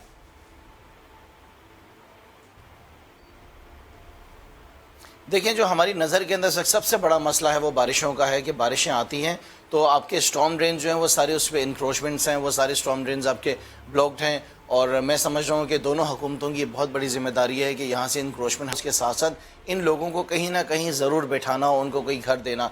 क्योंकि देखें ये लोग आ गए हैं, अब ये यहाँ पर बैठे हैं, इनके सर पे छत है, इनके बच्चे हो गए हैं, इन्होंने 20-25 साल यहाँ पे गुजार दिए हैं। अब देखें यहाँ पे सिर्फ इंक्रोचमेंट का मसला नहीं है, यहाँ पे मसला है कि गवर्नमेंट ऑफ सिंध ने यहाँ पे इनको पानी की लाइन भी दे दी है, यहाँ पे गैस की लाइन दे दी है, टेलीफोन की लाइन दे दी है, यहाँ पे इनको बिजली का कनेक्शन भी मिल गया। ये 4 चीज़ें तो इन्होंने अप्लाई की होंगी ना, बाकी इंक्रोचमेंट तो इन्होंने ज़बरदस्ती की होगी। डिपार्टमेंट्स खामोश हैं, आई एम श्योर ये आंखें बंद के नहीं हुई है, डिपार्टमेंट्स ने पैसा भी लिया होगा अपनी आंखें बंद करने के लिए। सो सबसे बड़ा चैलेंज मैं समझ रहा हूँ कि दोनों हुकूमतों के लिए यह है कि ये जो लोग सर रात को ऐलान हुआ, सवेरे कोई इंतजाम नहीं है, अब बताइए क्या सोचे कराची? आप देखिए, ये सिंध हुकूमत की जिम्मेदारी है, ये कमिटमेंट उन्होंने ली थी कि कोई ना कोई ज़मीन इनको दी जाएगी। हज़ारों एकड़ देखें ज़मीन पड़ी है, बहरिया को ज़मीन नहीं दी थी क्या? उन्होंने आज पेमेंट तो चले, अच्छी बात है, मैं कह रही हूँ कि फौरी तौर पर कोई शेल्टर मिल जाए, बांटी हुई हैं छोटे सस्ते दामों के ऊपर। मेरे ख्याल से शेल्टर डेफिनेटली देना पड़ेगा, आपके पास और कोई दूसरी चॉइस नहीं है कि लोगों को इस तरह घरों से धक्के मार के नहीं निकाला जा सकता है। आई अंडरस्टैंड कि बारिशों की गवर्नर हाउस खोल दीजिए, जो आप कर सकते हैं वो कर दीजिए, साल के अंदर आप ये अपनी पूरी तैयारी करें। देखिए, कहने की बातें गवर्नर हाउस खोलने खुले आसमान के नीचे वो कहाँ पर आके बैठेंगे, लेकिन मेरा ये आपसे कहना है कि मैं समझता हूँ कि इंक्रोचमेंट को हटाने से पहले फौरी तौर पर ज़रूर इनको कहीं ना कहीं दूसरी जो है ना अपॉर्चुनिटीज़ दी जाएँ। देखें, जिस तरह पंजाब के अंदर हमने घर बनाए लोगों के लिए, जो लोग बेघर थे उनको घर दिए जा रहे हैं, पंजाब के अंदर वहाँ पे दस्तरखान बनाए जा रहे हैं कि जिनके पास यहाँ कर दें ये सब कुछ, आप फौरी तौर पर कर दें, कम से कम नाले के अतराफ में जो लोग हैं उनके लिए कर दें। कहता भुट्टो साहब का रोटी कपड़ा मकान, आप लोगों के नारे सारे के सारे याद है। अल्लाह करे कि आप लोग जो बातें कर रहे हैं, जिस तरह से आप कह रहे हैं, वो सब कुछ पूरा हो सके। नहीं प्लीज, पीटीआई ने क्या वादा किया, उन्होंने क्या नारा लगाया, उस पर फोकस रखिए कुछ दिनों के लिए। Thank you so very much, आप हमारे साथ थे। हमने पूरी कोशिश की कि कराची के मसाइल के हल के लिए वर्किंग क्या है, हम थोड़ा सा वो जान सकें। और ये सिर्फ हम पीटीआई से नहीं, ये तो हम पीपल्स पार्टी से भी पूछते हैं, ये हमने एमक्यूएम से भी पूछा, ये हमने पीएसपी से भी पूछा। अब जब ऐसी सिचुएशन बन गई है कि ऑपरेशन शुरू हो रहा है, ग्रैंड ऑपरेशन शुरू हो चला है, तो फिर क्या हमारे सामने मसाइल आएंगे? वही सब कुछ जो बारिश में हमने देखा, वही सब कुछ जो हमने पिछले 30 साल 35 साल 40 साल में देखा।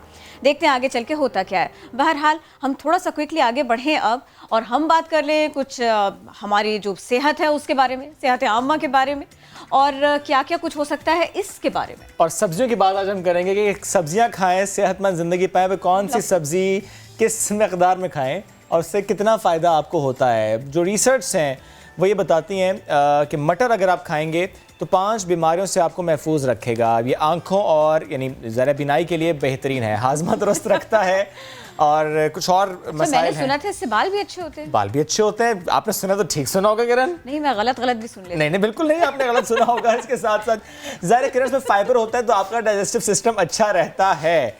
तो इससे मुतालिक हम बात अगर करें तो शुगर वो भी कंट्रोल रहती है। आज हम बात कर रहे हैं मटर समेत दीगर सब्जियों के फवाइद। मुझे लगा सिर्फ मटर होगी। नहीं, मटर के अलावा मटर गश्त हम इधर उधर भी करेंगे ना और सब्जियों की बात भी करेंगे। And with that junk food के नुकसानात से मुतालिक भी थोड़ी सी हम गुफ्तगू कर लेंगे। हमें ज्वाइन किया हमारे ग़ज़ाइयत ज़ोहा अकरम ने। Zoha, welcome to Naya Din and good morning.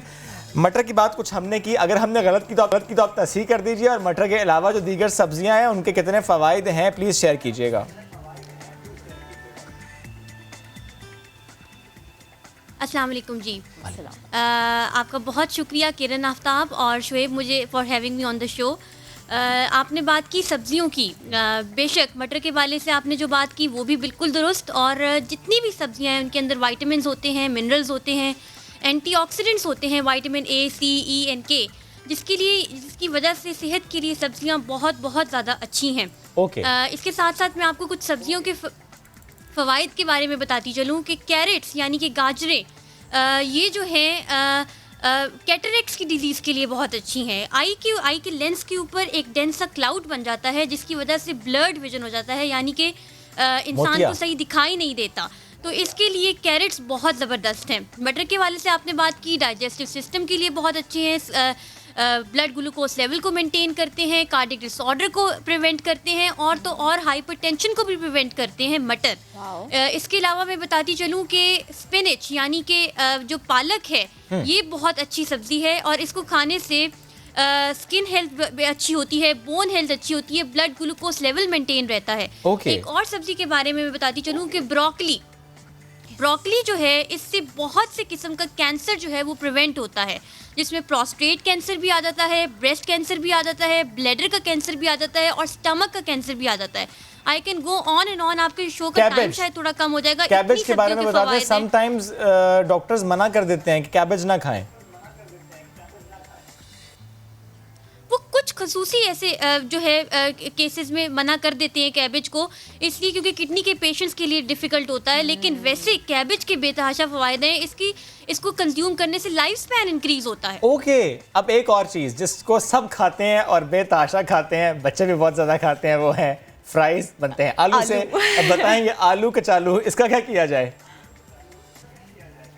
आलू कचालू के बारे में मैं ये बताऊंगी कि जो स्वीट पोटैटोज़ हैं, जो दूसरे पोटैटोज उनकी बात नहीं करी, स्वीट पोटैटोज़ शुगर के मरीजों के लिए बहुत अच्छे हैं। इससे ब्लड शुगर लेवल स्टेबल रहती है।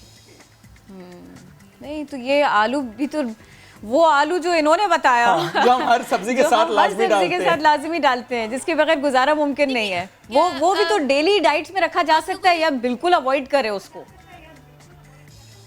नहीं, बिल्कुल अवॉइड तो बिल्कुल, क्योंकि सब्जी है आलू भी, और इसको बच्चे अगर कंज्यूम करें एज अ फ्राइज तो it is not a very unhealthy option. जो अनहेल्दी ऑप्शन एक्सट्रीम पे चली जाती है वो जंक फूड और फास्ट फूड है हमारे पास। वो क्या करें, उस जंक फूड फास्ट फूड में साथ फ्राइज भी आ जाते हैं ना। अच्छा, एक बात बताइए, ये घर में फ्राइज बनाना, मैंने किसी से सुना था, ये मेरी मदर भी इवन यही करती हैं। वो कहती हैं कि इसको स्पंज करें, छिलके समेत फ्रेंच फ्राइज बनाएं और सरसों के तेल में इसको फ्राई करके खाएं, और अगर ज़्यादा परेशानी हो रही है उसको टिश्यू ऑफ कर लें, लेकिन इसी तरह खाओगे तो बेटा वज़न नहीं बढ़ने का। ऐसा होता है क्या वाकई?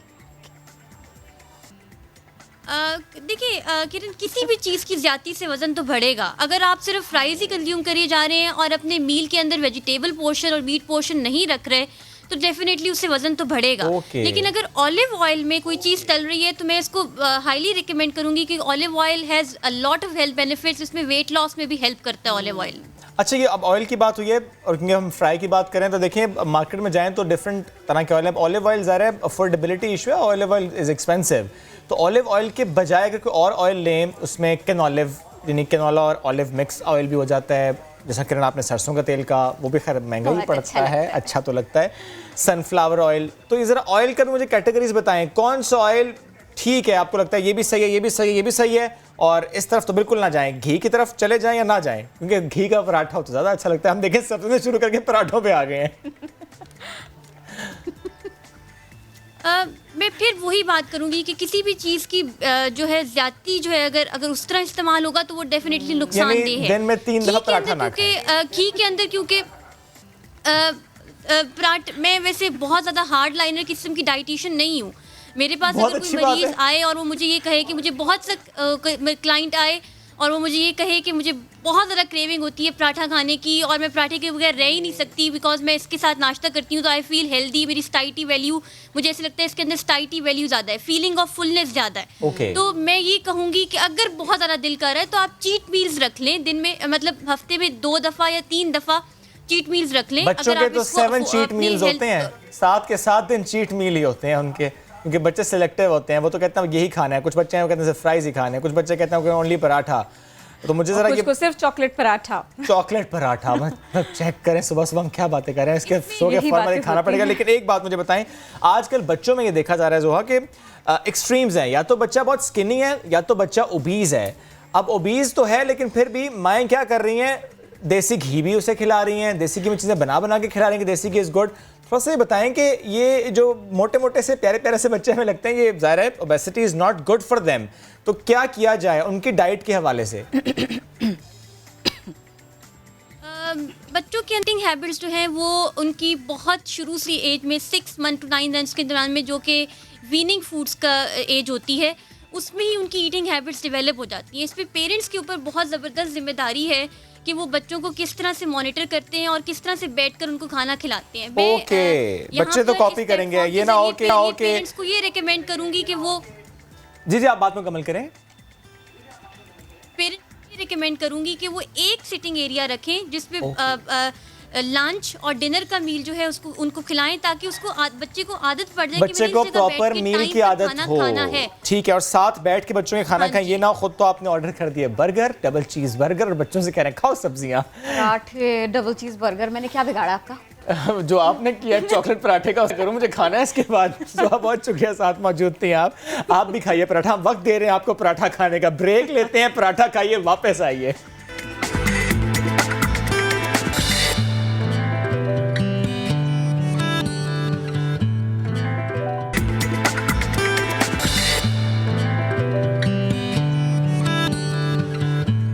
Welcome back. जाली अकाउंट्स केस के मरकजी मुलजिम अनवर मजीद की तिब्बी बुनियादों पर जमानत मंजूर कर ली गई है। अपडेट्स लेंगे, जुल्करनैन इकबाल ने हमें ज्वाइन किया है। जुल्करनैन इकबाल, समात की का अहवाल बताइएगा। जुल्करनैन इकबाल से राबता मुनक़ता हुआ है, आपको खबर दे रहे हैं जाली अकाउंट्स केस के मरकजी मुलजिम अनवर मजीद, इनकी तिब्बी बुनियादों पर जमानत मंजूर कर ली गई है। साथ के साथ ये भी अपडेट है कि सुप्रीम कोर्ट ने इसी सिलसिले में अनवर मजीद का नाम ECL में शामिल करने का हुक्म दे दिया। अनवर मजीद को पासपोर्ट रजिस्ट्रार ऑफिस में जमा कराने का हुक्म दिया गया। मजीद इसी सिलसिले में अपडेट करेंगे समा के नुमाइंदे जुल्करनैन इकबाल। जी जुल्करनैन। देखें, जैसे तो मुशीर आलम की सरबराही में 2 रुकनी बेंच ने अनवर मजीद की तिब्बी बुनियादों पर दरखास्त जमानत की और बेसिकली साथ ही बैरून मुल्क इजाजत की भी दरखास्त की कि इलाज के लिए अनवर मजीद को बैरून मुल्क जाने दिया जाए। तमाम सुप्रीम कोर्ट ने आज उनको 10 करोड़ रुपए के बैंक गारंटी की एवज जमानत तो दे दी, लेकिन ये वाजे कर दिया कि अनवर मजीद किसी भी सूरत पाकिस्तान से बाहर नहीं जा सकते। अदालत ने अनवर मजीद को अपना पासपोर्ट रजिस्ट्रार ऑफिस में जमा कराने का हुक्म दिया है और साथ ही साथ हिदायत की है कि अनवर मजीद हर सूरत नैब के साथ ताउन को यकीनी बनाए, क्योंकि नैब ने यह कहा था कि 4 रेफरेंसेज और 15 इन्वेस्टिगेशन सिर्फ अनवर मजीद की अदम ताउन की वजह से ताखीर का शिकार हो रही है। और अदालत ने अपने हुक्मनामे में यह भी वाजे किया कि अगर अनवर मजीद ने नैब के साथ ताउन नहीं किया तो अनवर मजीद की जो जमानत है वो फौरी तौर पर खारिज कर दी जाएगी। अब 10 करोड़ रुपए की बैंक गारंटी अनवर मजीद को जमा करवानी होगी। और जैसे मुशीर आलम ने यह भी वादे किया है नैब के हवाले से कि नैब इस तासुर को फौरी तौर पर जाहिर करे कि सियासी अफराद के साथ उसका रवैया मुख्तलिफ होता है, जबकि दीगर कैदियों के साथ जो दीगर जो लोग हैं उनके साथ नैब का रवैया अक्सर मुख्तलिफ होता है। जी शुक्रिया जुल्करनैन, आपने अपडेट किया। बढ़ते आगे, 2 बहुत प्यारे बच्चों से आज हमने आपकी मुलाकात करानी है और ये वो बच्चे हैं स्कूल नहीं जाते। अब आप कहेंगे स्कूल नहीं जाते, फिर आप हमारी मुलाकात क्यों कराएंगे इनसे? भैया स्कूल नहीं जाते लेकिन कमाल करते हैं, जीत के आते हैं जहां भी जाते हैं, ट्रॉफी लेकर आते हैं, मेडल्स लेकर आते हैं। कराची से इनका ताल्लुक है। 11 साल मोहम्मद हाशिम और उनकी 7 साल बहन नुसैबा नूर सैयद। साइंस हो, स्पेस हो, रोबोटिक्स हो, हर शौक इनका है। मेरा अल्लाह कुछ नहीं छोड़ा, मुश्किल शौक। और ये कि फिर इस सबके साथ में ये मामला भी है भाई कि खाना पीना, खेलना, घर पर रहना, एक्टिविटी के लिए बाहर जाना, और जब बाहर जाना तो फिर जीत कर आना। सुपर फॉर्मूला क्या है इन सुपर किड्स का? मैं ये जानने में बहुत इंटरेस्टेड हूँ। किरण, मैं ये जानने में भी इंटरेस्टेड हूँ कौन कौन से मुकाबले ये जीत कर हैं, बिकॉज इन्होंने 3-4 मेडल्स अभी रखे हुए अपने पास, ट्रॉफी भी है, शील्ड भी है। We have Hashim and Nusaiba and along with them उनकी मदर अरूज सीमी हमारे साथ मौजूद हैं। आपको भी वेलकम करेंगे। Good morning to all of you. क्यों ना पहले आपसे गुफ्तगू का आगाज़ करें। ज़ाहिर है माशाल्लाह you are such a wonderful mother कि इतने प्यारे प्यारे बच्चे और वो स्कूल जाए बगैर भी जहाँ जाते हैं आपका भी नाम रोशन कर रहे हैं, पाकिस्तान का भी नाम रोशन कर रहे हैं। ये बताइए इनको कितना टाइम देती हैं, प्रोफेशन पर कितना ध्यान, करियर पर कितना ध्यान, मैनेज कैसे करती हैं? पहले मुझे ये बताएं, फिर मैं बाकी सवाल पूछूंगी। स्टार्टिंग में जो है वो मेरा अपना बिलीव ये है कि 7 साल तक मैं बच्चों को किसी भी एकेडमिक्स के अंदर नहीं डालती हूँ। They do the projects, they do their work, तो मुझे बहुत ज़्यादा एक्स्ट्रा टाइम इनको नहीं देना पड़ता है।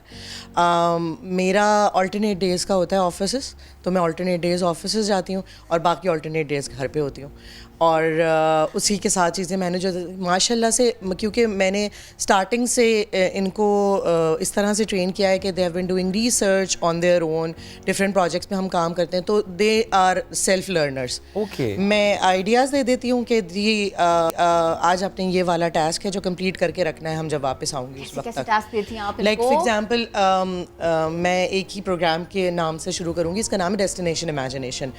ये I started this working on this programme जब हाशिम 4 साल के थे और उसमें डिफरेंट तरह के प्रोजेक्ट्स होते, engineering, science, improv, service learning, हर तरह के आइडियाज़ से जो है वो प्रोजेक्ट निकलते हैं।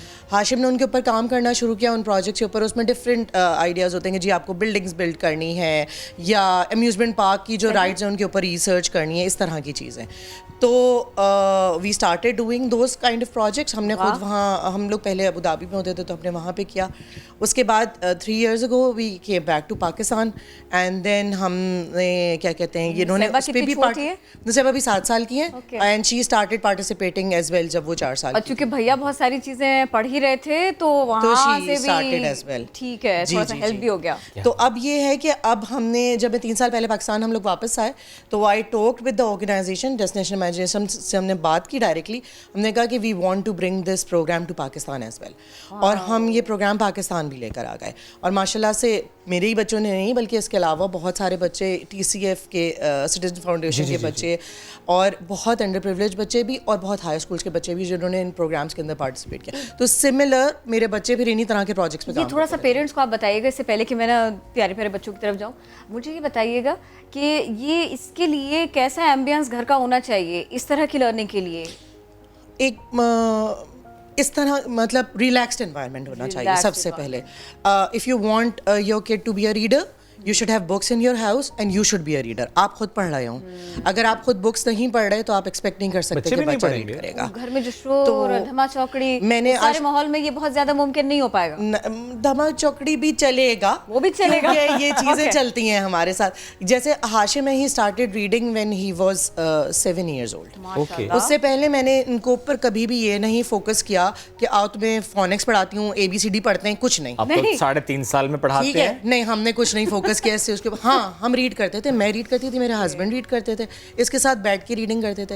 And with in a month, जिस ये 7 साल के हुए हैं और एक महीने के अंदर ही टॉट हिमसेल्फ टू रीड। वाह वाह। ये एक ऐसी चीज़ थी कि जो कि जिसने जो है ना मेरा एक वो लाइट बल्ब रोशन किया कि अरे the kids can do on their own, but at the right time हम जल्दी कर रहे थे, when they are ready। अच्छा हाशिम, मैं जब बुक्स पढ़ती थी ना, आपसे थोड़ी छोटी रही होंगी या हो सकता है आपसे थोड़ी बड़ी, तो ये होता था कि मैं बुक्स के ऊपर ना लिखती जाती थी, मैंने इतनी बुक्स पढ़ ली, मैं गिनती थी बाकायदा। मेरे लिए तो बड़ा कारनामा था ना ये। तो अब आप मुझे बताएं अभी तक कितनी बुक्स पढ़ी? कभी काउंट भी करते हैं ऐसी बुक्स? आपने कहा बस मुझे पढ़ना ही पढ़ना है। ये तो मामा से मुझे पढ़ना है तो मैं पढ़ लेता हूँ, बस और मैं हिसाब किताब नहीं पढ़ लेता हूँ, फिर वापस से पढ़ लेता हूँ। इसको अब बुक से दूर करना जो है वो बड़ा मुश्किल हो गया मेरे लिए। ओके, मतलब I have to push him कि हाशिम बस करो, नहीं पढ़ना और बाहर खेलने चले, नहीं पढ़ना। And he love to read because he started reading on his own ना। अगर मैं उसको शुरू से पुश करती तो अभी भी माएँ अक्सर रोती हैं कि जी मेरा बच्चा रीड नहीं करता, कैसे रीडिंग करे, क्या करूँ। तो टिप यही है कि let them read on their own. Nusaiba is learning to read right now, she is 7, इसने खुद अब रीड करना शुरू करना शुरू किया है। या ऐसा होता है कि थोड़ा खेल छोड़ दो बैठ जाओ, या ज्यादातर बच्चों का रुझान भी तो पता चलता रहता है। खेल तो खैर रुकता नहीं है, खेल रुकता नहीं है, नहीं टेढ़ी टेढ़ी आंखों से भी देखा है लेकिन हमारे प्रोजेक्ट्स इस तरह के होते हैं कि वो बच्चों, अच्छा मैंने जैसे DI का मैं बार बार जिक्र इसलिए कर रही हूँ उस चीज़ का क्योंकि ये प्रोग्राम ऐसा है कि जिसने मेरे बच्चों की जिंदगी ऐसी बिल्कुल बदल दी है। डेस्टिनेशन इमेजिनेशन, ये एग्जैक्टली क्या प्रोग्राम है? ये असल में तो ये एक US बेस्ड प्रोग्राम है, है और मैं पिछले 3 साल से यहाँ पे एज अ वॉलंटियर पाकिस्तान में भी ये प्रोग्राम कोई भी बच्चा उसका हिस्सा बन सकता है? कोई भी बच्चा, you just have to have a group, 2 लोगों का ग्रुप होना चाहिए और फिर कोई भी कर सकता है। बिल्कुल क्विकली बताइएगा ये कितनी जल्दी दोस्त बन जाते हैं दूसरे बच्चों के? नुसैबा बहुत जल्दी बन जाती हैं। हाशिम शुरू में लेट होते थे, नहीं करते थे, लेकिन अब जो है वो हाशिम इज लाइक इनको बातें बिल्कुल पहली बार हुआ ना कि मेरा ऑब्जर्वेशन किसी मामले में गलत साबित हुआ, मुझे लगा कि वो जल्दी दोस्त बन जाते हैं और ये बहुत देर में।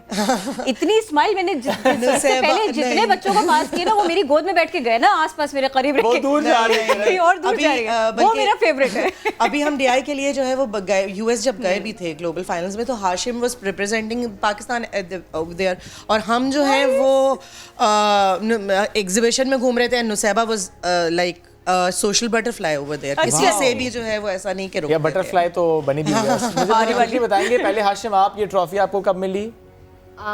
Citizen space team space competition पे हमारी कैटेगरी पे। कहाँ पे? पाकिस्तान से। ओके, हम लोग ऑनलाइन पे यू वन दैट। और नुसैबा ये शील्ड कहाँ पे मिली, किस कंपटीशन में? भाई की शील्ड पकड़ी, तो कोई बात नहीं, will get your own shields. चलो भाई टीम बनी हुई है भैया की और भाई की। ज्यादातर ये है मेडल्स हैं, ये हाशिम अपनी टीम के साथ ही जीते थे, तो इन्होंने ये उसके ऊपर। बच्चे इतने प्यारे हैं, जिचारा बहुत सारी बातें करूं और आपके साथ तो एक सेशन अलहदा से होना चाहिए। जरूर चाहूंगी। बिल्कुल बनता है, वक्त कम बहुत अच्छा लगा आप लोगों से मिलके, थैंक यू आप लोग आए। अब जरा थोड़ा मोमेंट्स को आप लोगों को ना हम बिठा रहे हैं क्योंकि हम अगले मौजू पर जा रहे हैं। ठीक है, उसके दरमियान हम आपको ठीक से अल्लाह हाफिज़ कहेंगे, अभी रुके आप जरा। तो जनाब, हुकूमत की जानिब से सयाहती मकामात से लॉकडाउन को हटाया गया था। इस सिलसिले में कुछ SOPs पहले बनाए गए, फॉलो कराए गए, बहुत कुछ हुआ। सयाहों की बड़ी तादाद ने नारान की जो खूबसूरत झील है ना सैफुल मुलूक, इसका रुख किया। तो हमारे नुमाइंदे साद बिन उवैस वहीं पर हैं, उन्हीं की तरफ चलते हैं। जी साद। बिल्कुल, इस वक्त मैं मौजूद हूँ वादी नारान की खूबसूरत झील, जिसको झील सैफुल मलूक भी कहा जाता है, मगर ये एक और नाम से जो मशहूर है उसको परियों का देश भी कहा जाता है। जैसे ही हुकूमत की तरफ से लॉकडाउन ख़त्म होने का ऐलान हुआ और सियाहों ने नहीं देखा कि वो कहाँ जाएँ, मगर उन्होंने यहाँ पर वादी नारान का रुख किया है, और जो मानसेरा डिस्ट्रिक्ट में वाक़ है, और कसीर तादाद में सियाह जो हैं वो यहाँ पर उमड़ पड़े हैं। ना सिर्फ झील सैफुल मलूक, साथ साथ Babusar top, Lulu sir lake जो है और इन जगहों का जो है वो सैर के लिए निकल पड़े हैं। सिर्फ झील सैफुल मलूक में यहाँ पर आ रहे हैं, कश्ती रानी के साथ साथ घुड़सवारी भी जा रहे हैं, और साथ ही यहाँ से जो है 4 से 8 घंटे की जो है मुसाफत है पैदल और घोड़े पे आंसू झील की तरफ, तो उसकी तरफ भी जा रहे हैं ताकि अपने जो सफ़र को है और छुट्टियों को जो है वो इंजॉय कर सकें। कसीर तादाद में यहाँ पर सियाह हुए हैं जो फैमिलीज़ के साथ हैं वो इंजॉय कर रहे हैं। अगर मैं बात करूँ कश्ती रानी की और इसके अलावा यहाँ के मौसम की, तो यहाँ का वादी नारान के मौसम का कुछ पता नहीं लगता। अगर 1 घंटा बादल हैं तो उस वक्त फिर फ़ौरन धूप भी निकल आती है। आज ज़रा मौसम में थोड़ी सी शिद्दत देखने में आई है, सूरज की तपिश है, मगर सियाह उसको छोड़े बगैर अपने शहरों को, कोई पंजाब से है, कोई कराची से है, सब जो है अगस्त की गर्मी को छोड़कर यहाँ पर जो है मौसम को और यहाँ की खूबसूरती को एंजॉय करने के लिए यहाँ पर आए हैं। जी शुक्रिया। सात दिन हो गए आपको मैं अपडेट कर रहे थे इस बारे में। अच्छा, बिल्कुल क्विकली हम आगे बढ़ते हैं। स्पोर्ट्स की एक नई दुनिया आबाद हुई, हम अब उसका तस्करा करते हैं। उसके कलर्स ही कुछ और हैं, उसके नॉर्म्स ही कुछ और हैं, और साथ के साथ इसमें जो इकोनॉमी का तड़का ना वो भी कुछ और है। किरण, को कहा जाता है कि ई स्पोर्ट्स जो है ना, इसकी इंडस्ट्री सबसे बड़ी इंडस्ट्री बन चुकी है।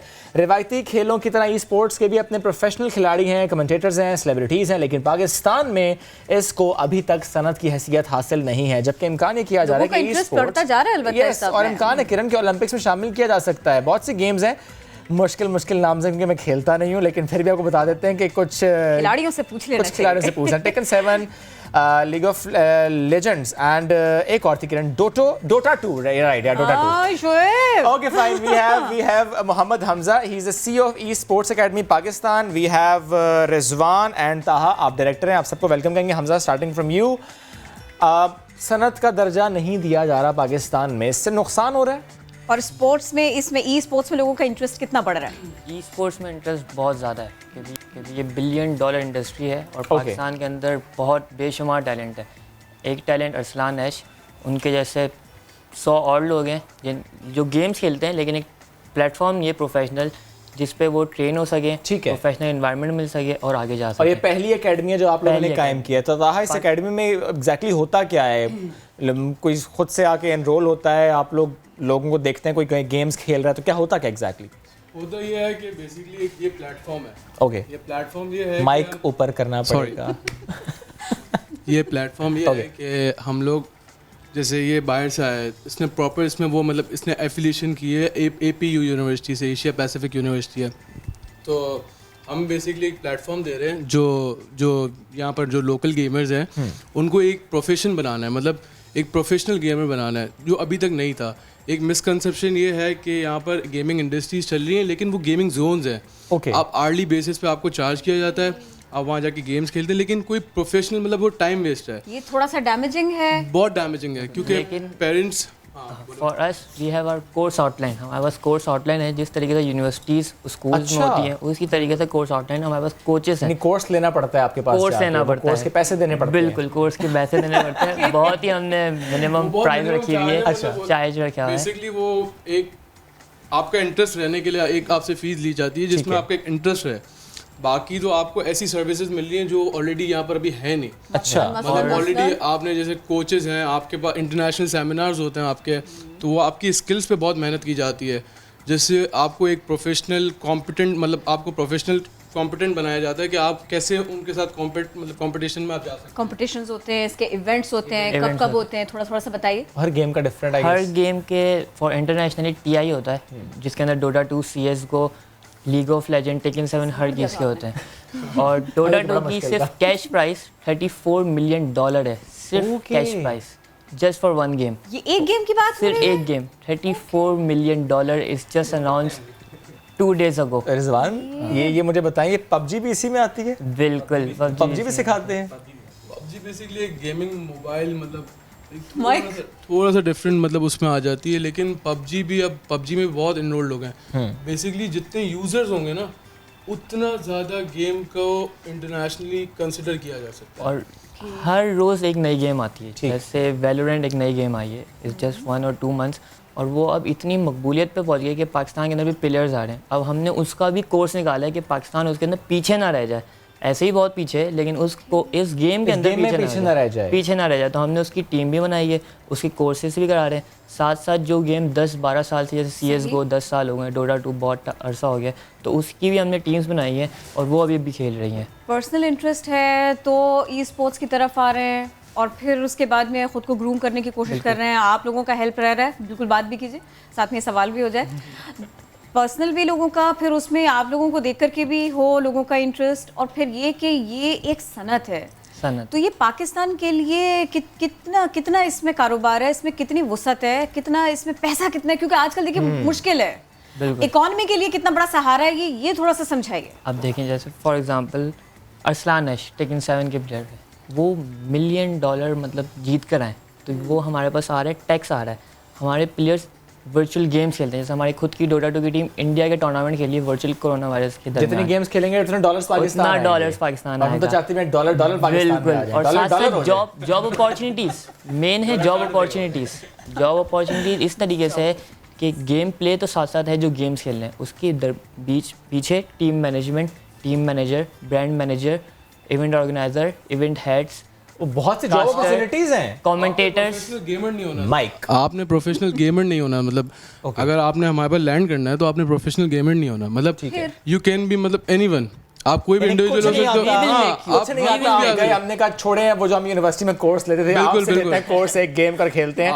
आप ब्रांड मैनेजर बन सकते हो, आप क्रिएटर स्टूडियो संभाल सकते हो, मतलब इसके मतलब इस इंडस्ट्री में इतनी ग्रोथ है और इतनी अपॉर्चुनिटीज़ हैं।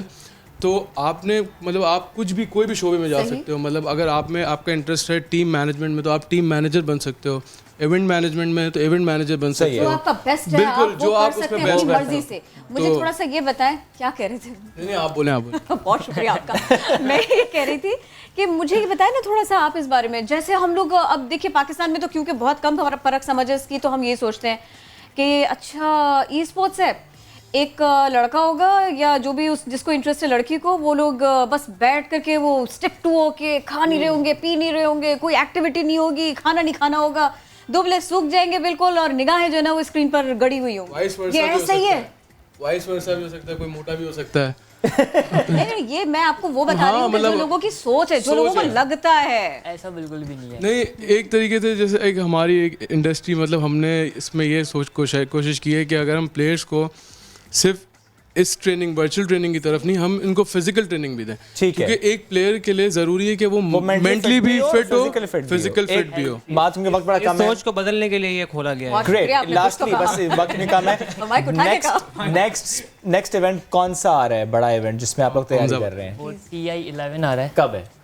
नेक्स्ट ईयर है। आप लोग तैयार कर रहे हैं उसके लिए? बिल्कुल, वी आर प्रिपेयरिंग। धूम मचाने को तैयार हैं इंशाल्लाह। पाकिस्तान हमारे स्टूडेंट्स पढ़ रहे हैं और उनको हम ट्रेनिंग दे रहे हैं। इंशाल्लाह। कितने स्टूडेंट्स हैं अभी इस वक्त आपके पास? We have 20 students. 20 स्टूडेंट्स को ट्रेनिंग दे रहे हैं online Karachi? You are Karachi based? नहीं, हम हमारे ऑनलाइन कोर्सेज में। ठीक है। हमजा, ताहा and Rizwan, thank you so much for being with us today. हमने आज स्पोर्ट्स के वक्त हो गया खत्म, आपसे करेंगे मुलाकात कल। बहुत सा ख्याल रखिए, बाहर जाएं तो मास्क पहन कर जाइए। कल तक के लिए अल्लाह हाफिज।